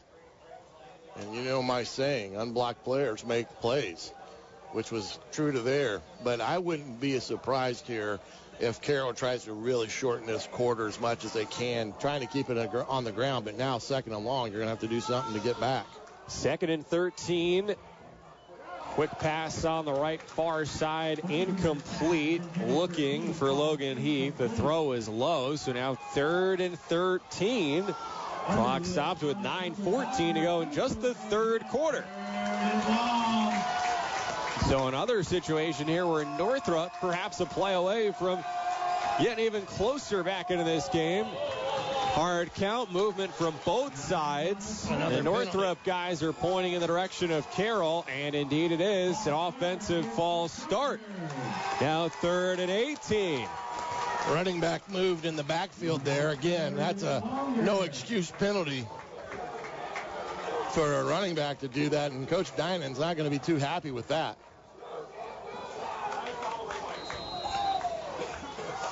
Veteran coach with a royal blue top on, white long sleeves underneath, watching on. 3rd and 18. Freisinger pressured, having a roll to the right side, goes out of bounds after picking up only a handful, and it'll be 4th and still long, and a punting situation for Carroll. And not just that, but punting to likely have very good field position. Well, the Bruins did what they needed. They take the open half kickoff, get a touchdown after a big 4th down conversion. Now they go 3 and out. Against the chart, their defense gets a 3 and out here and going to get great field position, as you just stated there. Yeah, the punter Dempsey is positioned in his own end zone. He's got 3 blockers between him and the line. And punting from around the goal line, high in the air, it lands at the midfield logo. Takes a favorable roll for Carroll. In fact, quite favorable, rolling inside the 40-yard line and down there. So Dempsey comes through with a big kick for Carroll. Yeah, to me, that's where you got to be aggressive as a punt returner. Put yourself in a position not to allow that to happen. Fair catch it at worst, but again, you give them another 10-yard roll. Yeah, literally at least 10 yards lost there on the roll. 8:52 to go, third quarter. Northrop has the ball down 27-13. Essentially, it's a whole first down. If you think of it in that terms, by letting it roll 10 yards, now you got to get one more first down. 2 receivers left, 3 to the right. Snap back to pass and sacked. Callison engulfed by the defenders in the white and royal blue. Yeah, they need to get back to their quick game there on first down instead of trying to push it down the field. Get the ball outside to Quay or Wall and, bubble screen, quick screen, whatever. As the pocket was collapsing, Callison did manage to fall forward, so only a loss of 1. Now 2nd and 11, 2 to the left, trips to the right. Shotgun snap, looking right, darting it. It's caught by Weil, who carves towards the middle of the field. Tackled around the 44, so about a 5-yard pickup. It'll be 3rd and manageable for Northrop. Remember, around this spot on the field last drive, they were short of the first on 3rd, went for it on 4th. Yep. That was a big play, helped set up their touchdown. Right. And there they went to that quick screen and got them 6 yards. That's what I mean. You got to put yourselves in the best possible position on those early downs. This time it's 2 receivers to the right, 3 to the left. Shotgun snap. Callison looking right, pressured, and that forces him to throw it early and incomplete. He was looking towards the right sideline, but it was short of Carson West. And in this case, 4th and 6 from their own 44, and the Bruins will punt. Yeah, that, again, Carroll comes out, gets 3 and out there by Northrop. 2 straight incomplete passes there. And, again, they had great field position and unfortunately have to punt it. Easy to say from up here, but one thing that's an observation as we're closer to the Northrop sideline is that Northrop really kind of rides the highs and lows, and they've had a tough time snapping it cleanly to the punter. But once more, a great punt, although it takes such a big roll, it'll go into the end zone, and it'll be a touchback. But wow, that was a bomb. Yeah, on the move right there as he had to adjust to where the snap went. But for the Northrop guys, there's just too many times where on a negative play, the head quickly goes down. The body language is not what you would like for it to be. Now, to their credit, they've been able to regroup and have moments where they get back up. But, this is where you can say this as a former coach, right? You try to get guys to just be more even-keeled, right? Yeah, you got to not let a play get to you and flush it, go to the next play. Always thinking about the next play. You can't change what's already happened, but you can have an impact on the next play.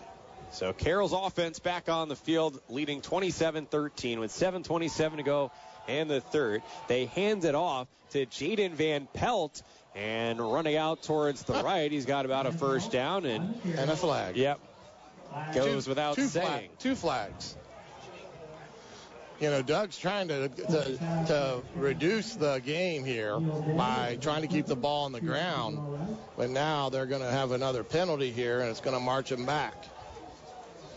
And then meanwhile, elsewhere, Snyder had been down 17-6 and was driving, but threw an interception, and Dwenger goes 90 yards down the field to expand their lead to 24-6 with 9.5 minutes to go. And that one pretty much over given the struggles of Snyder's offense this season. So winner of this game will remain tied for first with Dwenger and the SAC. But Carroll, if they win, they're going to have Dwenger's going to have the upper hand on them. How about that for the Saints? So for the Chargers here, it's 1st and 15 from their 15 as Freisinger takes a peek at the play call on the wrist. Blitz comes, dumps it off near the line of scrimmage. It's caught, but then Van Pelt tripped up right away. I've been pretty impressed with this Northrop Bruin defense for the most part of this ball game. They've had some MAs, of course, but again, they're quick. They get off blocks well, and they make great tackles in space. Yeah, if not for all the flags, this game could be something of a different story. 2nd and 16, Freisinger rolling to the right. Deep ball. It is caught at the 40-yard line. Flag on the play. As the receiver got down inside the 30. Shealy, what a throw. Yeah, Harrison Shealy caught it in stride. That was a bomb from Freisinger. And it looks like the penalty's on Northrop. I'm not quite sure what the call was there. Yeah, they're going to call defensive pass interference, but I really didn't see any type of contact because the ball was so well thrown. A cannon unloaded with Gabe Freisinger's left arm. I tell you, this kid, he has just impressed me so much this season. Taking over for Jimmy Sullivan, not an easy task when you talk about a kid that's at Iowa now. But he stepped into this scene, and the stage has not been too big for him all year long. And the plays that he's made, throwing and tonight running, have been nothing short of miraculous in some respects. Yeah, super impressive. So now 1st and 10 from the Northrop 20 after the big catch plus the penalty.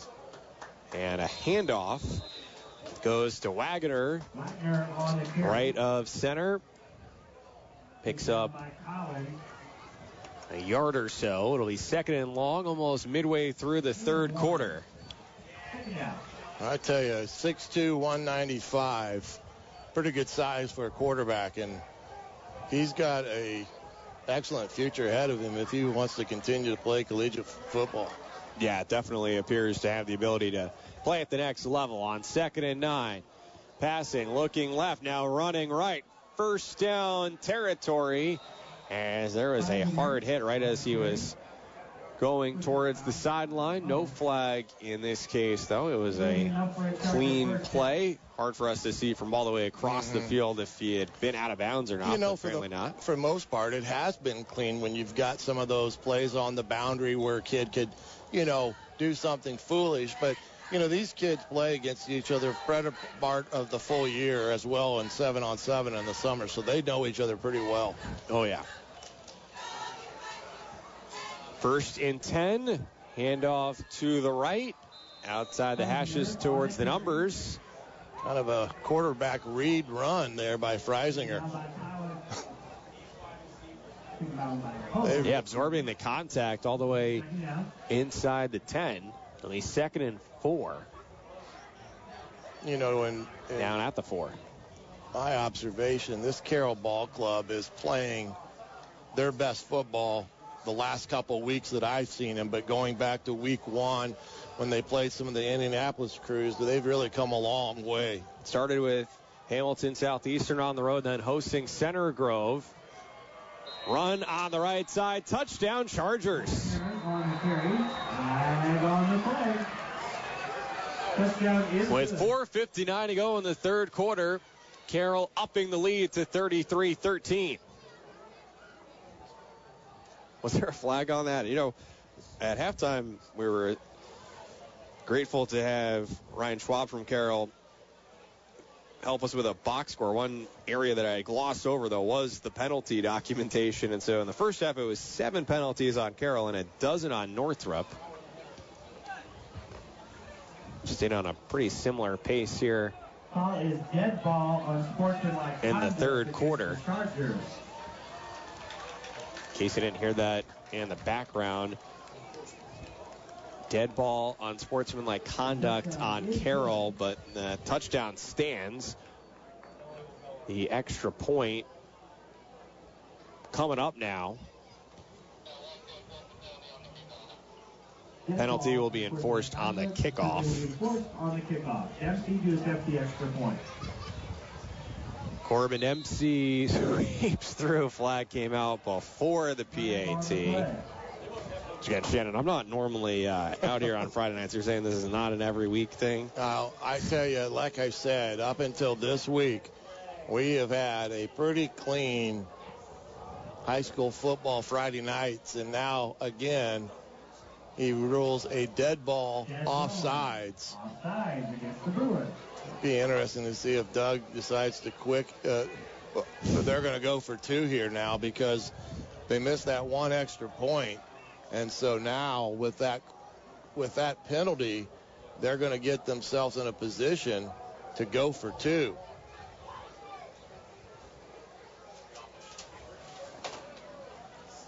Northrop's defense on its heels here. With the ball spotted at the 3. Van Pelt, receiver near side left. I formation. Trouble on the exchange, and the play is blown up in the backfield. I tell you, whoever that was, and I think that was 33 that got in the backfield, Cornelius Jackson. My goodness. He was 5 yards deep before he even got to the back to hand it off. So just under 5 minutes remaining in the third quarter. Carroll building the lead back up to 20 at 33-13. And so we've been here before. What does Northrop have left to try to regroup, rally, and get a feeling of being back in the game? Of course, they're going to have to throw the football, being down this much. But now you got the penalty being forced for that unsportsmanlike conduct. That was a dead ball foul, I believe. So now they're going to be able to kick this from the 50-yard line, 45-yard line, if memory serves me correct.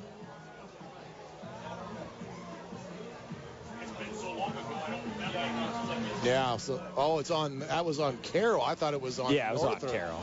Well, this is going to at least aid the Bruins in the sense that they will get pretty good field position here. But Carroll, we get themselves in this scenario where, Carroll, I'm sure from this point will try to get the ball on the ground as much as possible.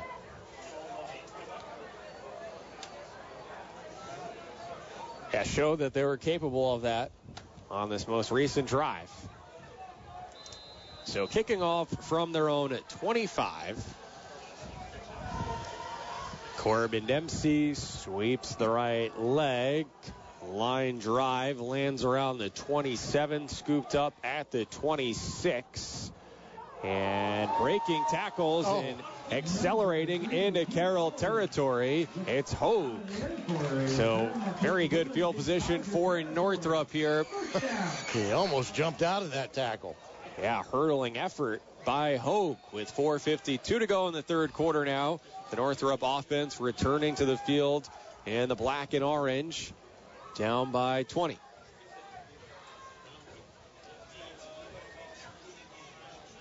Now the Bruins here getting excellent field position, so that will definitely help their quest to get themselves some points here, as the score and the time is going to start catching up with them.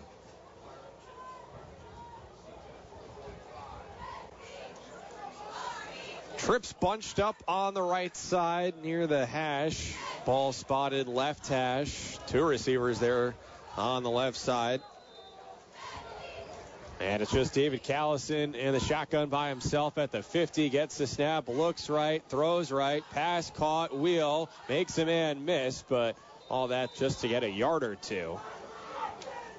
Second and long with 4:43 left, quarter three. Good first down call there, trying to get the ball in and out of his hands quick and let the athletes go make a play. Fortunately, Quay just didn't hold his man long enough there to give his wideout buddy a chance to make a move or two. Three linemen for Carroll against the spread for Northrop. Callison dancing in the backfield and then chucks it incomplete, out of bounds on the right sideline. I mean, you got to give a lot of credit to the three guys there for Carroll, able to create some pressure. That's what they did against Northrop a week ago, too. I mean, they fairly seldom. Homestead. Yeah, Homestead. They very seldom had to bring any linebacker type of pressures. They were getting it with their three down linemen. Of course, Goldecker's a beast there at the nose tackle position. Gavin, the 6'5", 280-pound junior. Once again, spread here for Northrop. Callison pumps, moving left, thrown across his body down the field. Has a man. Big gainer down towards the 10. On the far left sideline. First and goal situation now coming up for the Bruins. Looking to answer, down by 24-28 to go. I think he found Carson West there. Yeah, it was a nice way to find the play down the field there by Callison. And the Northrop Bruins wide receiver staying active and alive, because that ultimately led to that big play. 1st and goal now. And before everyone gets to the line of scrimmage, timeout called by Northrop. Gives us a chance to take a timeout, too. It's Carroll 33, Northrop 13, 4:18 to go, 3rd quarter. And it's the Midwest Box Breaks Game of the Week on 1380 The Fan and 100.9 FM. Saturday mornings at 6:30 and 8:30, it's the 29th season of Fighting Irish Preview. I'm Phil Haug. Join me and America's foremost authority on Notre Dame football, Tim Priester of IrishIllustrated.com, for insight, analysis, and the glory of Notre Dame football. Fighting Irish Preview, where Notre Dame fans kick off game day, on Fort Wayne Sports Station, 1380 The Fan and 100.9 FM. We return to the action on the Midwest Box Breaks High School Football Game of the Week on 1380 The Fan and 100.9 FM. Elsewhere in the SAC, Homestead 25, Northside nothing. Wow. Late in that game. What a turnaround there for the Spartans, facing one of the best throwers in the Summit Athletic Conference. Yeah, hard to figure out. The Spartans over the last few weeks, great against Snyder. Yeah. Not great against Carroll last week, and then back to form against Northside. Right now it is Northrop, 1st and goal from the 5 against Carroll. It's a handoff, nothing happening up the middle, but then bouncing towards the outside, and it's a touchdown for the Bruins. Wow. Finding a way on a handoff to Kobe Reese. There is no hole up the middle, but he stayed on his feet. And now Northrop keeping the offense on the field, looking to go for 2, down 33-19. Both teams earlier had an extra point blocked. Northrop finds a way to answer. Hard count on the snap. There was some movement, but Carroll gets back. Now a handoff right side. Reese again, and this time 2 defenders bring him down shy of the goal line. So just like Carroll couldn't convert on the 2-point conversion, same for Northrop. But the Bruins lingering at home. It's 33-19, 4:06 to go in the 3rd. It's the Midwest Box Breaks Game of the Week on 1380 The Fan and 100.9 FM. Do you remember the good old days as a kid when you were sitting at home, eagerly tearing open a pack of sports trading cards? Oh, the anticipation builds as you uncover rare rookie cards, autographed gems, and limited edition memorabilia. Well, not much has changed. Card collecting and trading is just as exciting as ever. Experience the thrill of opening a treasure trove of sports trading cards at Midwest Box Breaks, your ultimate destination for all things card related. And Midwest Box Breaks is based right here in Fort Wayne. Midwest Box Breaks. Value the customer. Respect the hobby. Midwest Box Breaks. We return to the action on the Midwest Box Breaks High School Football Game of the Week on 1380 The Fan and 100.9 FM. We've got the most major matchup in the SAC with Carroll up 33-19 at Northrop. 4:06 left, 3rd quarter.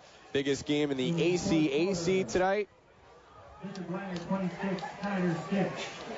And it was Bluffton against Adams Central, and it's Adams Central winning in a blowout fashion, 47-17. That one has gone final, so the Jets have now won the ACAC 5 consecutive years. Northrop, after their touchdown, kicking off left to right, and the return, it's muffed by Holden Huffman, who then scoops it up and breaks a couple tackles and manages to get out across the 20 on the far side of the field. So making lemonade out of lemons there for Huffman. Dropped it around the 2, but stood with it. Stuck with it. Same thing for me, I guess. Yeah, I tell you, it's been a crazy ball game thus far. I look to see if Doug here doesn't really try to keep the ball on the ground, even if that means Freisinger running it. just for them to kind of take some time off of this clock. Yeah, the quarterback has been their top rusher in this game. They've got 4 receivers on the left, 1 on the right, so certainly not handing it off here. Maybe window dressing, but here comes the Bruins on a blitz. And a pass to the right side. It's Van Pelt. Makes his man miss, then loses the ball. And it's loose on the ground. A scramble for it. And who's going to come away with it from the scrum at the 37-yard line, far side of the field. 3:46 to go in the game. It's still being sorted. And it looks like it's Northrop ball. Bruins are saying they have it. And now the officials do as well. So Van Pelt one-on-one. Shook his defender, but then coughed it up.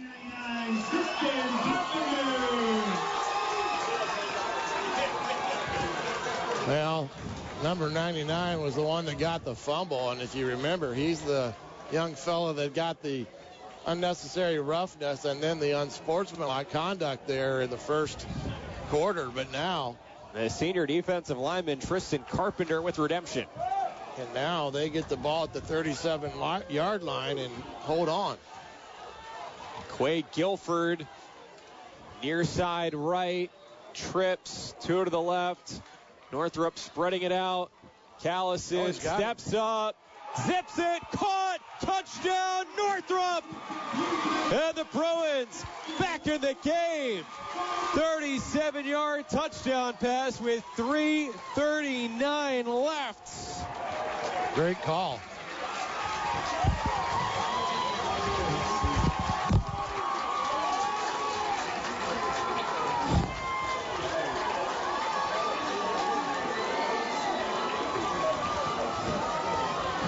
Number 33-25. It was a perfect pass on the post there. Oh, well, they did a fake double pass, the screen, and pump faked and go, and he hit 12 down the middle of the field. Jackson Robinson's 4th touchdown of the season. Yeah, doinking off the left upright for the extra point. So it's 33-25. That's a big differential there. Yeah, now down a touchdown plus the 2-point conversion. 3:39 to go in the third, and the Bruins within 8 on our Midwest Box Breaks Game of the Week on 1380 The Fan and 100.9 FM. Get the latest knife info from one of the country's premium knife shops, Blade Man's Knife Shop at the shops of Scott Road. There's a reason customers drive hours just to shop at Blade Man's in Fort Wayne. Hi, this is Mark, the owner of Blade Man's Knife Shop, and I'd like to personally invite you out to the store to see the area's best selection of quality knives. We have Benchmade, Spyderco, Microtech, ProTech, Hogue, Zero Tolerance, Medford Knife and Tool, ADV Tactical, Tour Knives, and many more. We also have a great selection of custom knives. At Blade Man's, we specifically select top quality products for the best in customer satisfaction. There's a difference with top brands, and at Blade Man's, we'll take the time to explain how materials and production results in a better knife for your needs, all in a relaxed, pressure-free, consultative environment. We update our online inventory daily so you know you're ordering in-stock product that will be shipped within 1 business day. So check us out on BladeMansKnifeShop.com or stop by the store in the shops Scout Road and have a cup of coffee on me. Be in the know and follow Blade Man's on Facebook and Instagram today. 10% discount to police and military, and now you can see the collection of Shun knives, the finest in kitchen cutlery, available at Blade Man's Knife Shop in the shops of Scott Road. We return to the action on the Midwest Box Breaks High School Football Game of the Week on 1380 The Fan and 100.9 FM. Northrop kicking off after their touchdown left to right, and it's a touchback with 3:39 to go.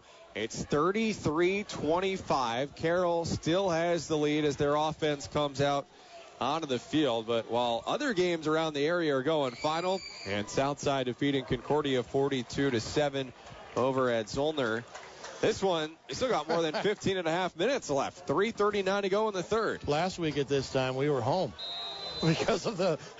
You were asleep, I heard. We may be going right to Bob level after this.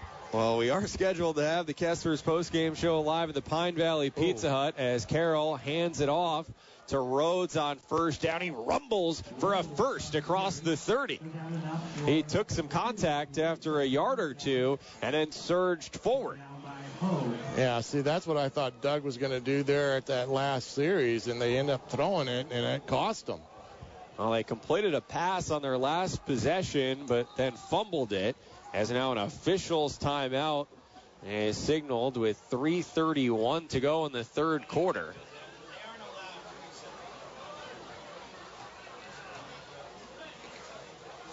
I believe it's because there was, whether they're a credentialed member of the media or someone behind the end zone in an ineligible position. So it's not even the players only get flagged here tonight. We got everything and anything. 1st and 10 from the 31. Freisinger sacked. Pocket collapsing as he gets gobbled up by 3 guys in black and orange. Yeah, that time the Bruins. Jeez, and by the way, brought it's actually entertaining Tristan Carpenter, who got the flag for the excessive penalty before, is still celebrating. He is a showman. I respect it. Yeah. Well, that was Northrop brought the heat. And the Selly, too, was like counting how many dollar bills he got. Counting the dollar bills. NIL not yet. Now another penalty. Yeah, before the snap here on second. Probably going to be. These guys need to put their hankies away. Is what they need to do. Although the Northrop fans don't mind it as much because it's on Carroll. You know, just to finish the humorous thought here, some states there are NIL rules set up for high school student athletes. Not Indiana yet. Not yet, so but it's coming. You should not be counting your fake dollar bills on the field, probably. 2nd and 19 as it's darted across the middle, caught towards the original line of scrimmage. Bauman bringing it in on the slant. It'll be 3rd and long from the Carroll 30 with 2:18 to go in just the third quarter. It's a one-possession game. 33-25. Carroll the lead and the ball. Northrop nearly overzealous pre-snap. As Freisinger audibling. 2 receivers each way. Man to his right has the snap. The lefty picked off at the 38-yard line. Left to right. Solid yardage after the pick. Don LeRae Reese Jr. And a flag out here. Of course, but it's the senior 6-foot defensive back. I can't believe they're going to call this pass interference, I think. The body language on the field indicates as much. There is no way that was pass interference. He made a clear play for the football. Oh, now he changes it to holding. I don't know who. Still on Northrop, though. I don't know who was holding there because it was, wow. A game-changing call because now that gives. It would have been in the red zone. Going to be short a yard. But I tell you, again, the ball was thrown to a single side receiver for that much, and where the flag was thrown, it was in the area of where the interception took place. Yeah, that play was right in front of our booth position. He didn't. The Northrop kid in that case that made the interception never touched the Carroll kid. So it becomes 3rd and 1 for Carroll at its own 40. Northrop's defense crowding the line. Pitch on the right side and tackled for a loss as the ball squirts out at the end. It goes out of bounds on the far sideline. It was pitched to Wagner. The ball will come back to the spot. Yeah, the official, like we talked about this before, highly respect and appreciate the officials who facilitate youth and high school sports for us, but are they awake out there? Because you got the officials right now going to give Carroll a first down on the fumble. Come on. Yeah, well, they moved it back to where it needs to be, and now it's a situation where... But what's the one guy doing there? Well, it went out of bounds there. This is interesting. Carroll's going for it. Carroll. 4th and 4 from their own 37. They're going to try to draw them off sides. Freisinger, under center. 2 on the play clock, 1 on the play clock, and they use a timeout. So they don't take a delay a game. They use a timeout with 1:44 to go in the third quarter. We're going to keep it here as the Northrop defensive players come over towards the near sideline. All kinds of fired up. Well, yeah, they've risen to the occasion here, making a huge stop there on 4th and 1. Now, I would imagine Carroll is going to punt it here. I can't imagine Doug going in for it, and I do see the punter. So they are going to get the ball back. And then, like you said, we haven't even reached the fourth quarter yet here with 1:44 left just into the third.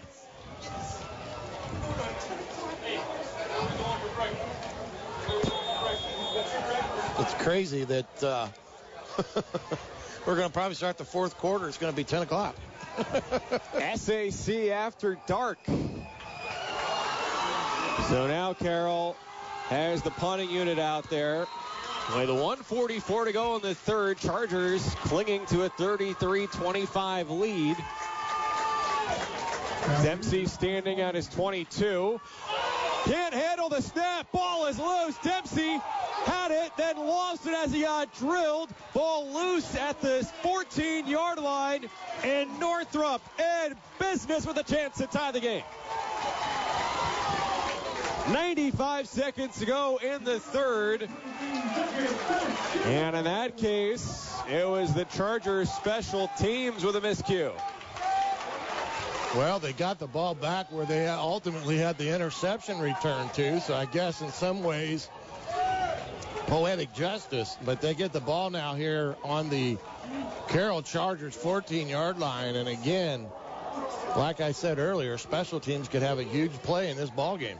And you know what? Sorry, it's hard to tell. That might not have been the primary kicker and punter, Corbin Dempsey, but rather Cole Hittinger. They were 94 and 95 respectively. Trying to follow up on that. In any case, Northrop 1st and 10 from the Carroll 14. Handoff, right side. Inside the 10. Well, now D. Hogue has just went down. I don't know what happened there. Yeah, Hogue, the ball carrier, on his backside around the 6 with 1:22 left in the third quarter.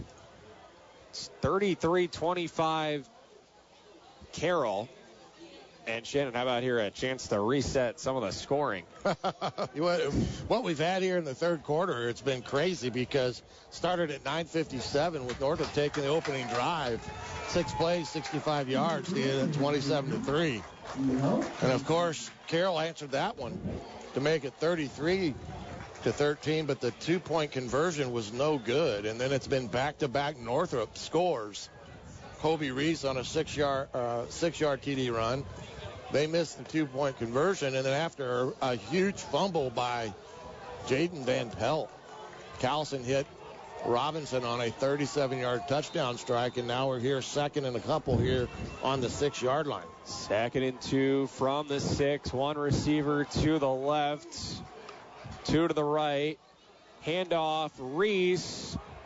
Trying to muscle his way up the middle. A flag came in from the backfield. Ridiculous. It's been ridiculous, to be honest. They're destroying a good game by throwing these flags on the amount of times they've thrown them tonight.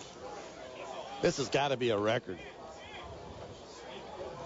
With all your experience, yeah, I'm taking your word for it. It's called a face mask, and on Carroll defensively. Again, if it's those are kind of the ones that are no-brainers and such. But it's gotten to the point where there's been so many flags for so many different infractions.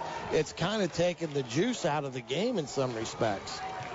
But that gives them another automatic first down now. Yeah, first and goal from the 3. 1:07 to go in the third quarter. Northrop here sniffing the end zone, down by 8. Bruins fans juiced up for this. 1 receiver left, 2 to the right, 2 in the backfield with Callison. Claps his hands, gets the snap, hands it off. Running back leaping and springing forward and stopped right in front of the goal line. He tried to get in there. Now, is that D. Hogue back in the game, or is that, I couldn't tell there. I don't think so. I think that's Northrop breaking the huddle in the black jerseys with the dark orange numbers. That was Reese. Handoff, Reese, up the middle. Touchdown, Northrop. And the Bruins have a chance to equalize with a 2-point conversion. With 26 seconds left in the third quarter, it's 33-31. My goodness. And again, there were points where the Bruins had their heads down, behind by several scores, but they have proven to be resilient. Well, they have capitalized on mistakes by Carroll, and good teams do just that. When you get an opportunity to capitalize on turnovers and miscues in the special teams, they got the scores. So 14 direct points off of 2 miscues. Bruins now bringing in a fullback for this play, Cornelius Jackson, who's primarily a defensive lineman. He's in the backfield to the right of the QB, Callison. 2 receivers left, 1 right. Callison keeping it himself, and he is stopped short of the goal line. Another failed 2-point conversion attempt for Northrop, so the Bruins still behind, but within a pair, 33-31 with 26 seconds left in the third. And Shannon, come on. We got a flag out. Oh, Jesus. At the 15-yard line. We're going to keep it here. We'll have the timeout between quarters in a moment anyway. Unsportsmanlike. On Carroll. Unsportsmanlike conduct against the Chargers.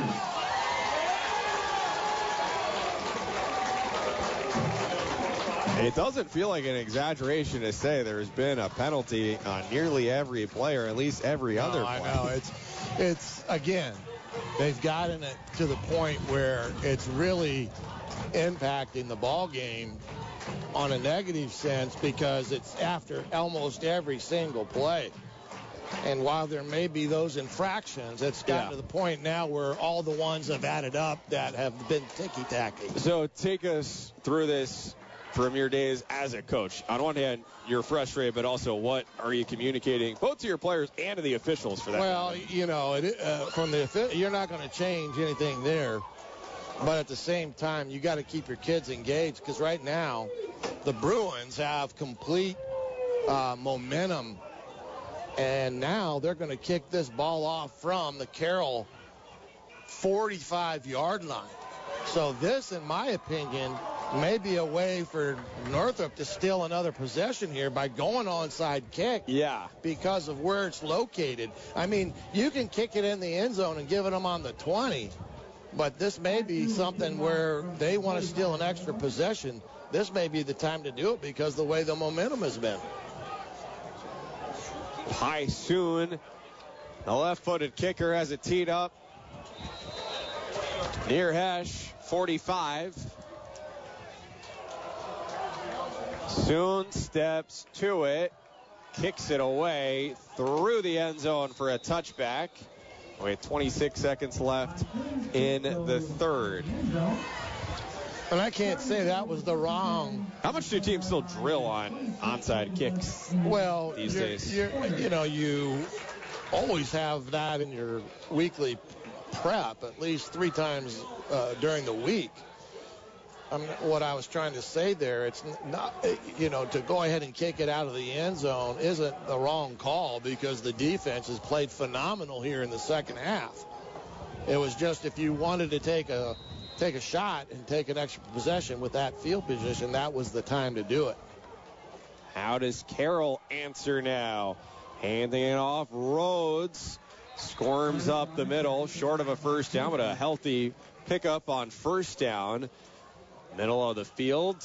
With now 10 seconds to go in the third quarter. Carroll has the ball up by 2, and in this case, the offense, no need to push the issue. They'll let the clock bleed, and we go to the fourth quarter at Spooler Stadium. It's Carroll 33, but Northrop chasing them 31. Fourth final quarter. Next, Midwest Box Breaks Game of the Week on 1380 The Fan and 100.9 FM.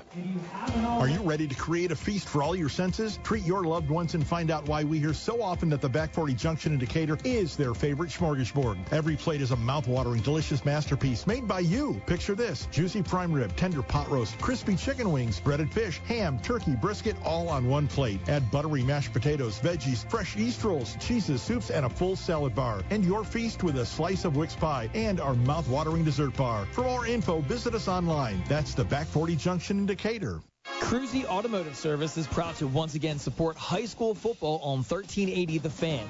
Cruzy has been a trusted source for your automotive service and maintenance and a supporter of youth sports in the Fort Wayne area. They offer quality service at a low price, and they value the people that trust them with their vehicles. Experience the difference and ask for the 1380 The Fan oil change special to save $17 off the low everyday price. Cruzy Automotive Service on Lima Road, north of Wallen, behind the Shell gas station.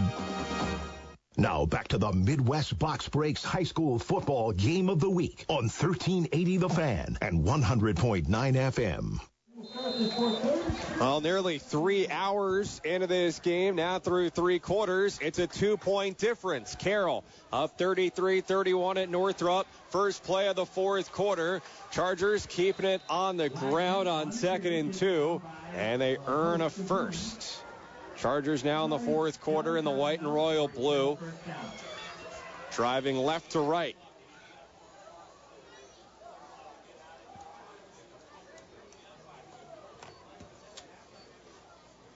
Ball is at the 31. 1st and 10. One receiver, Van Pelt, out to the left. No receiver on the right. 3 in the backfield behind Freisinger under center. He's going to pass, though. Looking for Van Pelt. Far side of the field. Makes the catch at the 33. Van Pelt speeds into the end zone. Touchdown, Carroll. No flags. 69 yards. Freisinger to Van Pelt on the left side. What a connection. Well, that one took the air right out of the atmosphere here at Spooler Stadium as Coach Dinan gets into a pure run set. Van Pelt, the single-side receiver, like you said, but got him into a one-on-one matchup. And that one goes to the speedy receiver on the outside. And he's got the ability to find another gear with the football like few at this level. So now an extra point for the Chargers, and it is good. And that extra point converted on by Eli Newhouser. So don't have an update for you, but Corbin Dempsey, the primary kicker of all sorts for Carroll, not in the game here. And these last few situations in the second half, we had noticed that on the previous. Now 40-31, Carroll quick TO. It's the Midwest Box Breaks Game of the Week, 1380 The Fan, 100.9 FM. Running a business is challenging enough without the added stress of uncertain insurance coverage. That's where Hoopy Insurance Services, in partnership with Indiana Farmers Insurance, can help. We take the time to understand the specific needs of your business, allowing us to tailor a coverage plan that's just right for you. Contact us today at 260-486-7488 or visit us online at hupe-insurance.com. Your business deserves more than just insurance. It deserves peace of mind. We return to the action on the Midwest Box Breaks High School Football Game of the Week on 1380 The Fan and 100.9 FM. SAC after dark, 11:22 to go. Fourth quarter, Carroll 40, Northrop 31, and the Chargers kicking off, and it's the secondary kickoff guy here in Cole Hittinger who sends it into the end zone, and it's a touchback. So Northrop had a pretty steep hill to climb. Well, they stayed in where they were down as many as 20 points, and then got to within 2, had a chance to tie it on the 2-point conversion. Now they just experienced Jaden Van Pelt, a guy who some didn't think was going to play tonight. Boy, is he looking fine. Van Pelt with a 69-yard touchdown catch from Freisinger. So what's left in the tank here for Northrop? Pass on first down, a screen to the left side.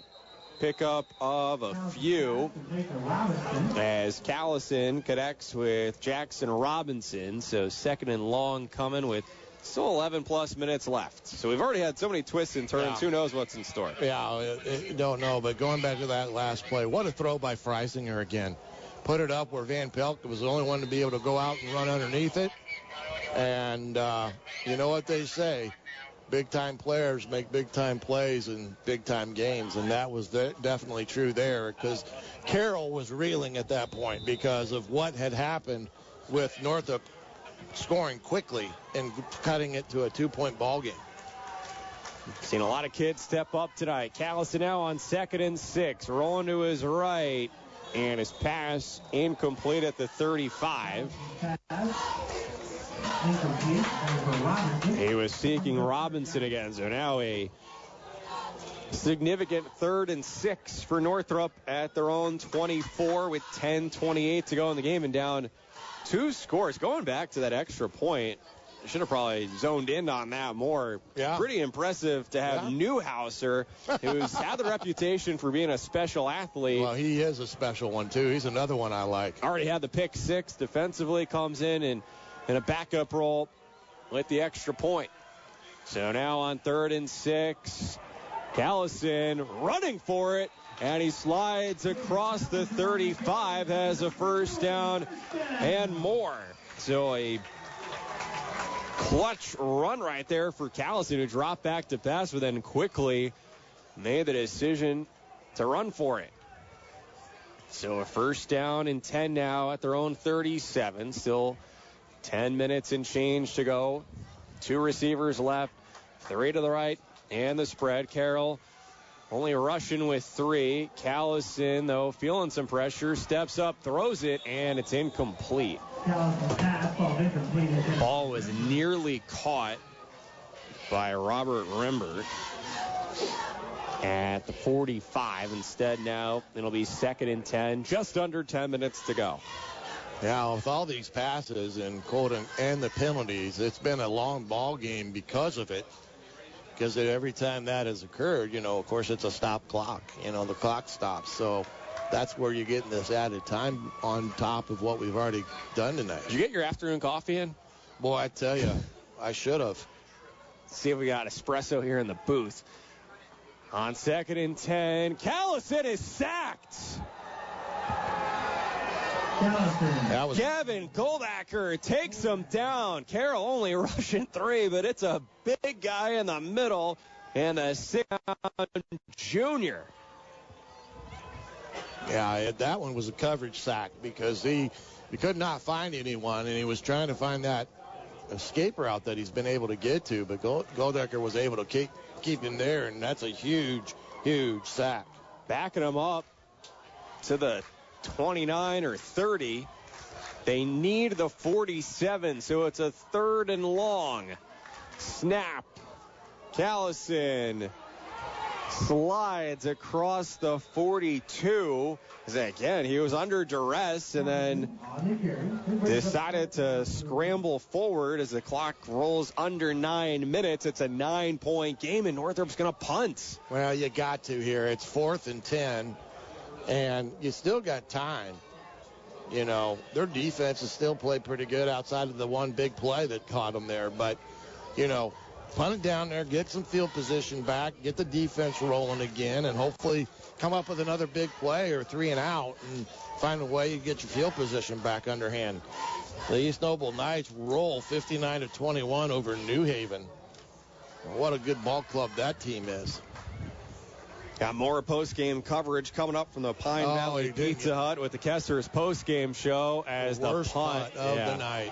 High in the air, doesn't travel very far, and it bounced at the Carroll 44 and then took a favorable bounce for Carroll, and it's marked at the Northrop 49, so that's a net of, like 7 yards right there. Yeah. So... yeah, that unfortunate for Northrop. That was his worst punt of the night in that regard. Another score for us, as we have talked about, rolling right into the pregame here. Postgame, I'm sorry. Well, we might roll into next Friday's pregame show at this But how about this score? Bishop Lures survives Wayne. And they were trailing at half, 7-3. So... the Lures looks like 17-7 the final. Yeah, after trailing 7-3. Wow. Carroll trying to salt this one away. Trick play. Van Pelt, the receiver, passing down the field, and it is caught through defensive pass interference. Anyway, it's Mason Bauman. Big play inside the 30. Well, that time, that was definitely a hold and a mugging because he was beat, and you can't blame the kid for that, but Bauman still comes up with a big play. And how about a hat trick for Van Pelt? He wears jersey number 3 in royal blue on the white top.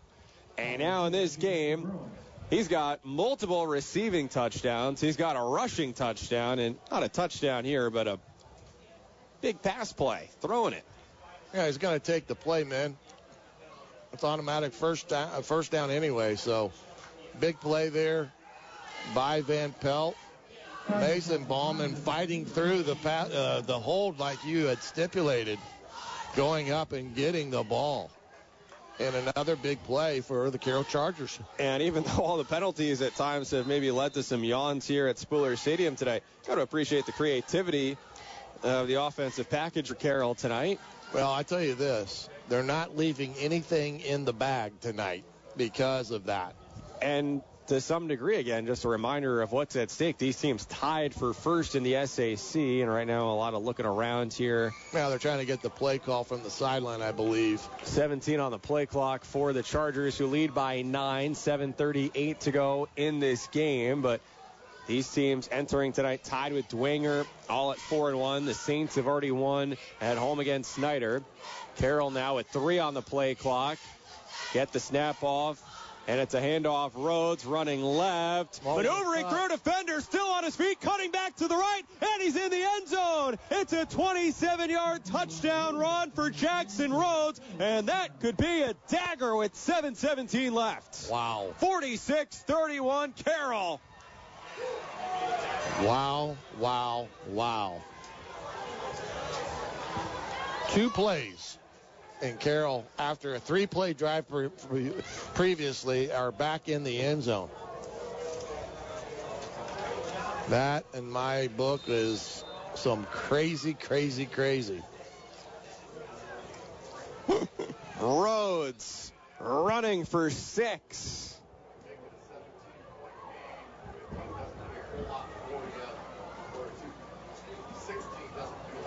Carroll going to go for 2. Trips left, Van Pelt right, Freisinger rolling left, throws it into the end zone, and it's good for 2. To Harrison Shealy near the pylon. They execute the out route, and that makes it 48-31 with 7:17 left. As you're listening to the Midwest Box Breaks Game of the Week, it's Carroll now in control at Northrop on 1380 The Fan and 100.9 FM. Planning your company gathering or holiday party? Now's the time to reserve your date at Back 40 Junction in Decatur. Our spaces fill up fast and for good reason. Treat your team or loved one to a feast for all of your senses. Juicy prime rib, crispy chicken wings, pot roast, brisket, fresh mashed potatoes, yeast rolls, soups, salads, and don't forget the Wix pies and decadent dessert bar. Whether it's for coworkers, friends, or family, the Back 40 Junction makes every celebration unforgettable. Make your reservation today before your perfect date is gone. Visit us online now. Back 40 Junction in Decatur. We return to the action on the Midwest Box Breaks High School Football Game of the Week on 1380 The Fan and 100.9 FM. Game of the week, living up to the billing here tonight. Carroll at Northrop and the Chargers on the road. Up 48-31 with 7:17 to go. And under other circumstances, you'd see a team up 17 in the fourth quarter and think it's over. But the way that this game has gone here tonight, who knows what's in store? Carroll has taken a total of 5 plays to completely blow this game wide open.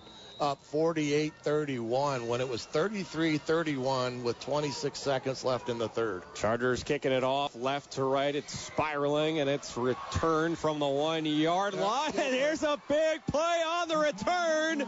Left sideline, and the backup kicker comes up with a huge play to push out the returner inside the 30. We got a flag down here. Yes, and it was Guilford on the return. A future Ohio State Buckeye. I can't believe they threw a flag again. I don't know what. Are you sure you can't believe it? Because I don't know what they threw it for, because the play was so far down here. Anything that happened back here was not affecting the play unless it's some maybe sideline, type of interference with the officials. But Coach Bowman is not very happy, and I can't say I blame him. But we don't need to have a lecture here of what happened. We need to get the play called by this official so that we know what happened. On deck, the Kesslers post-game show. Eric Dutkevich standing by live at Pizza Hut. Adam Lundy back in studio. Right now it's Macy Gray in studio with the coach, Shannon Griffith. John Nolan in for Brett Rump here tonight, who's out sick. Now they're probably even more sick that he's missing such an exciting game. They waved off the flag, and I'm not sure what the initial call would have been there. But it's just out of habit now to just throw the flag. Well, what a play by the kicker. They're going to have to hold up here and let the umpire get back to his spot. Yeah, and again, that was Cole Hedinger, the 5'8", 150-pound junior, who has played a part in this game with the primary kicker, Corden Dempsey, unavailable. 7:06 to go in the game. Northrop ball down 17, and Callison throws it middle part of the field, and it's caught. Jackson Robinson wiggling his way towards the right hash. Near a first down. That was the same play that they scored on earlier, just that little sit route in between the backer and safety there, and they got it again. And did get the first down. The chains move. 1st and 10 from the Carroll 17. 6:45 to go.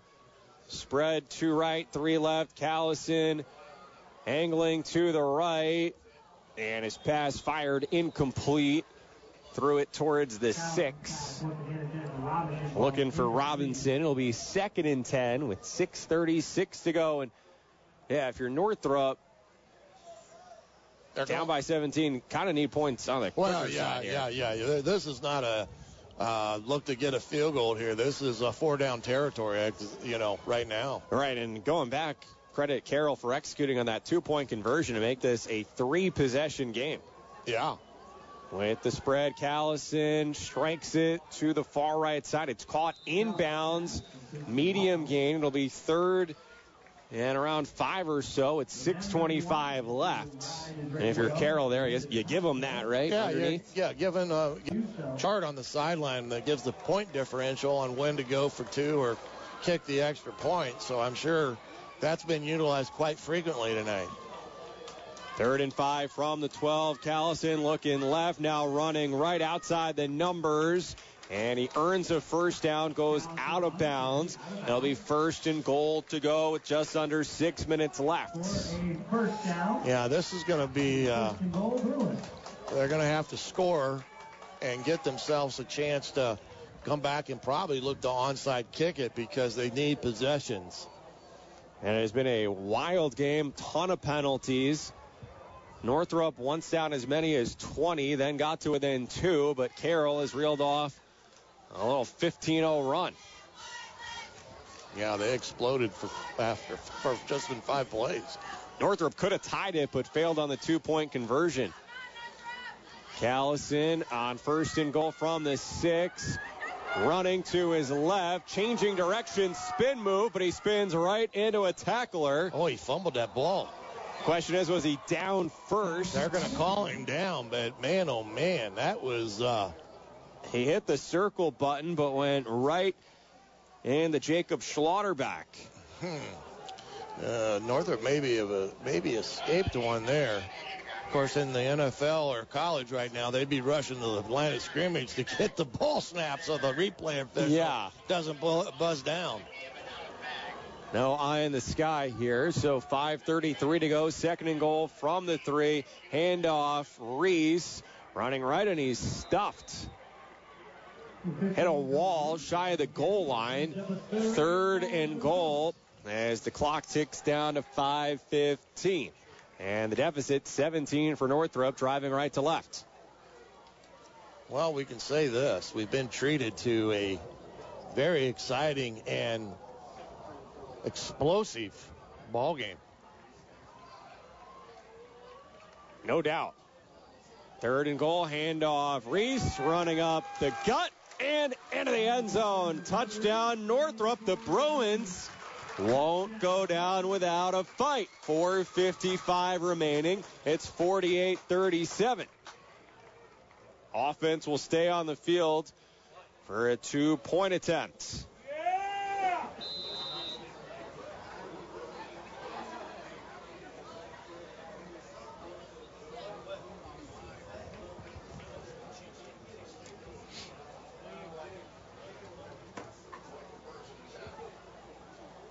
.38-37, and the black and orange Northrop still spreading it out as Callison takes the snap, maneuvers to the right, throws into the end zone, and it's incomplete. Had a man who couldn't hang on. So an unsuccessful 2-point try. With 4:55 to go, it's 48-37. Carroll the lead on the road at Northrop. It's the Midwest Box Breaks Game of the Week on 1380 The Fan and 100.9 FM. Do you remember the good old days as a kid when you were sitting at home, eagerly tearing open a pack of sports trading cards? Oh, the anticipation builds as you uncover rare rookie cards, autographed gems, and limited edition memorabilia. Well, not much has changed. Card collecting and trading is just as exciting as ever. Experience the thrill of opening a treasure trove of sports trading cards at Midwest Box Breaks, your ultimate destination for all things card-related. At Midwest Box Breaks is based right here in Fort Wayne. Midwest Box Breaks. Value the customer. Respect the hobby. Midwest Box Breaks. We return to the action on the Midwest Box Breaks High School Football Game of the Week on 1380 The Fan and 100.9 FM. Thanks so much for being with us here on this Friday night. 4:55 to go. Turned into a late Friday night here at Spooler Stadium at Northrop High School. Of course, still plenty of coverage still to come after the clock hits zeros here. We'll have the Kester's post-game show live at the Pine Valley Pizza Hut. You can get even more statewide coverage with the coach Bob Lovell, Sports Talk Indiana. And I know here at Shannon, you're trying to close this one out. I forgot, you've been going at it since the Edding Insurance countdown to kickoff back at 6 o'clock. I got writer's cramp, everything else, keeping stats and everything. This has been one heck of a ball game. Onside kick upcoming. And instead, Carroll was prepared for that, but it's kicked deep and received inside the 5 and racing out towards the 20. Coverage tackle at the 19-yard line. 4:49 to go. I'm not quite understanding why they kicked it deep there. Honestly, you need possessions. And like you said, it's under 5 minutes to go in the game. And I do believe Northrop they may have their full complement of timeouts left. But this is a situation now where Carroll's got to put the ball on the ground and try to get about 3 first downs to run it out. By the way, a peek ahead to next week. So Dwenger and the driver's seat for the SAC title, they'll be hosting Southside. Yeah, and it's like Carroll I said, will be home against Bishop Luers. That'll be a pretty good ball game as well, but you got to think that Dwenger feeling pretty good right now. No doubt. 1st and 10 here as the Chargers try to clinch it, handing it off. And a marginal run on the right side to Rhodes. 4:35 left. It's Carroll 48. It's Northrop 37. Yeah, this is like I said. I'm scratching my head a little bit there by not doing an onside kick. Because, like I said, you need possessions, and you're going to run out of time here. You're down 11. Effectively 2 scores. Carroll is going to take their sweet time. You're not going to see this ball snap by 10 on the play clock right now as they're looking over to the sideline. He'll snap it with about 1 second left on the clock. Currently at 3-2-1, and there is the snap on cue. Rhodes has a hole up the middle, picks up a first down there on that 2nd and 4. So Carroll moving the chains, trying to wrap it up here. Less than 4 minutes to go. Northrop has a defensive player down on the field injured. An athletic trainer quickly out there.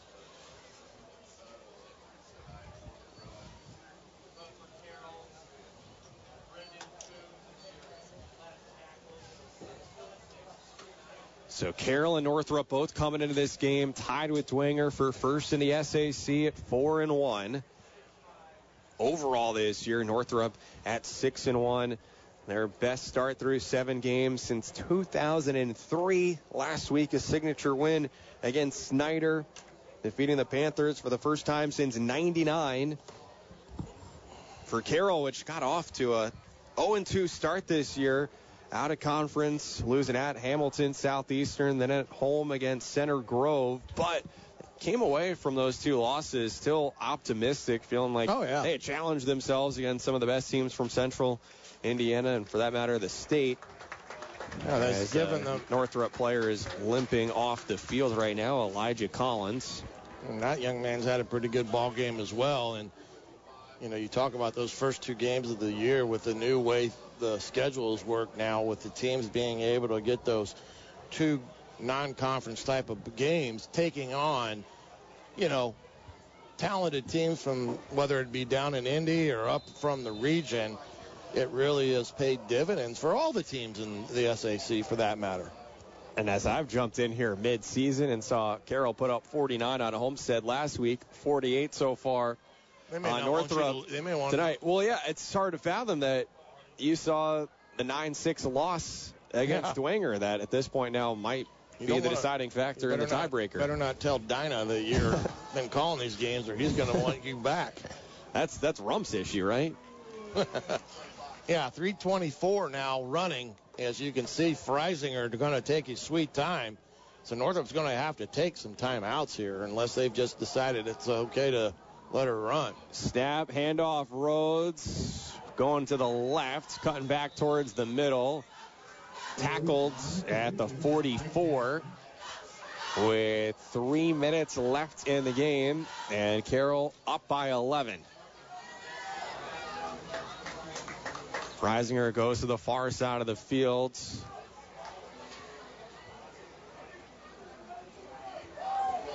Gets the play call.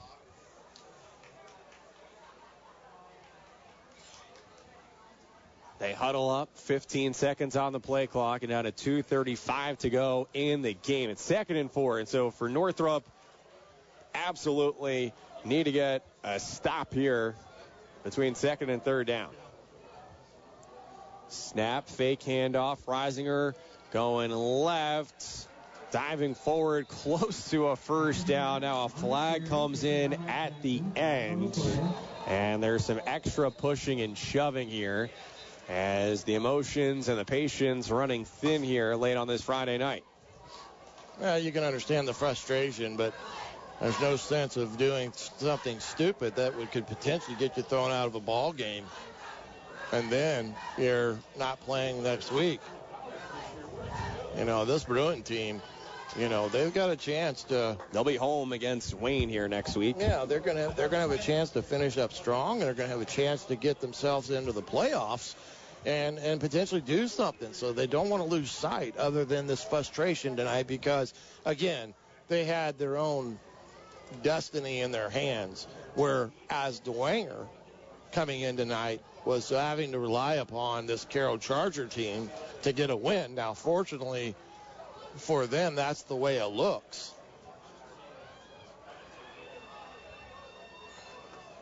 Of course, on Sunday, we'll turn our attention to the ping pong balls. Find out who'll be playing who in the state tournament. Both these teams 6A. Could wind up rematching in sectionals where they met last year. So after that penalty on Northrop, it moves the ball for Carroll up to the Northrop 40-yard line with 2:15 and ticking to go. So with Carroll up by 11, they're just trying to run out the clock. And for Northrop, it was an admirable battle. And again, when you kind of look back at this game, full picture for the Bruins, there will be some regret, not only this specific penalty here late, but just all the penalties. 20-plus committed. Oh, yeah, at least. And I go back to that after that last score. Now they're going to take a timeout after all this time.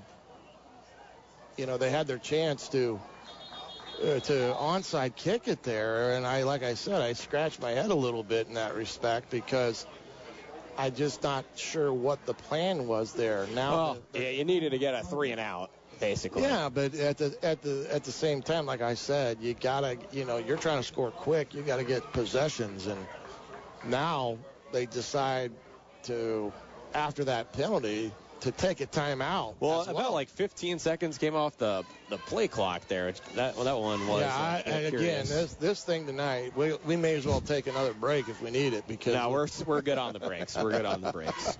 It's been one of those chaotic games where I think Macy's had more breaks and scores tonight than she's ever had. She's been working hard back there producing this game tonight. Done a great job, and it's been one of those ball games that probably fun from the fan standpoint with all the points scored. Yeah, definitely entertaining. And again, appreciate the effort from both of these teams putting it out there here on this Friday night. It's been such a terrific season for Northrop, so they'll wind up with a sour taste in their mouth here tonight.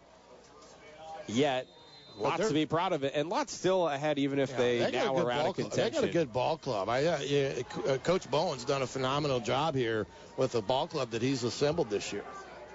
100%. All right, after the Northrop timeout for Carroll, 1st and 10 from the Northrop 40, handoff to Rhodes. And he bounces off to the right, gain of about 5 as the clock rolls to 1:35 to go.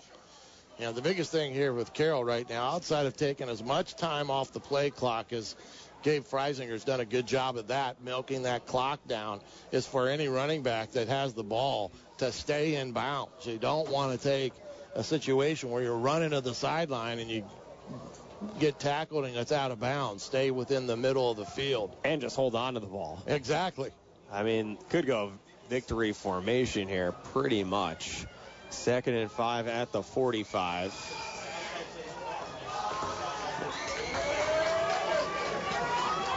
Snap, handoff, Rhodes.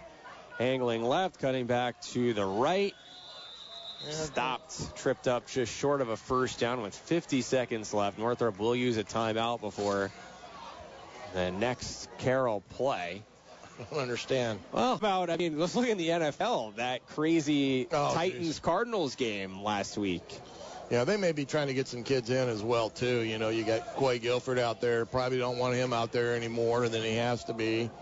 and some other players here, but it'll be 3rd and 2 for Carroll with 50 seconds left in the game. Chargers up 11. Well, all they have to do now is, even if it comes up short and it's 4th down, you can bulb it, not even snap it, because it'll be underneath the 40-second clock, and because I don't think Northrop has any more timeouts. No. Left. So this, in all practical purposes, will be it.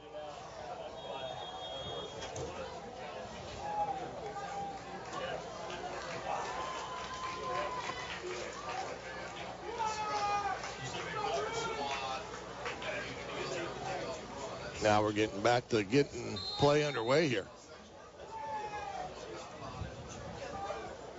3rd and 2 for Carroll.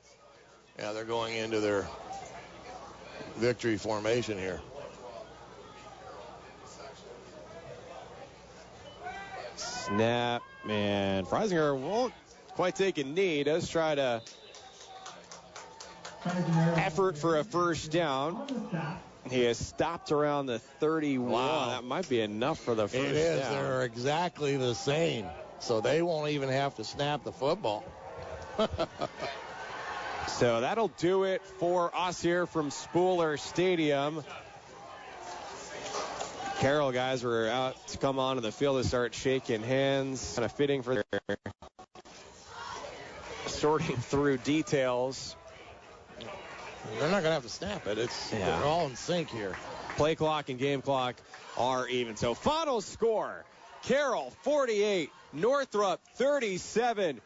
Win it on the road and remain in a tie for 1st place in the SAC with Bishop Dwenger. Thanks so much for tuning in. For the coach, Shannon Griffith, this is John Nolan in for Brett Rump tonight. And on behalf of our excellent studio producer, Macy Gray, signing off from Spooler. Coming up next, it's the Kester's postgame show live at the Pine Valley Pizza Hut. Right here, this has been a special presentation of the Midwest Box Breaks Game of the Week on 1380 The Fan and 100.9 FM.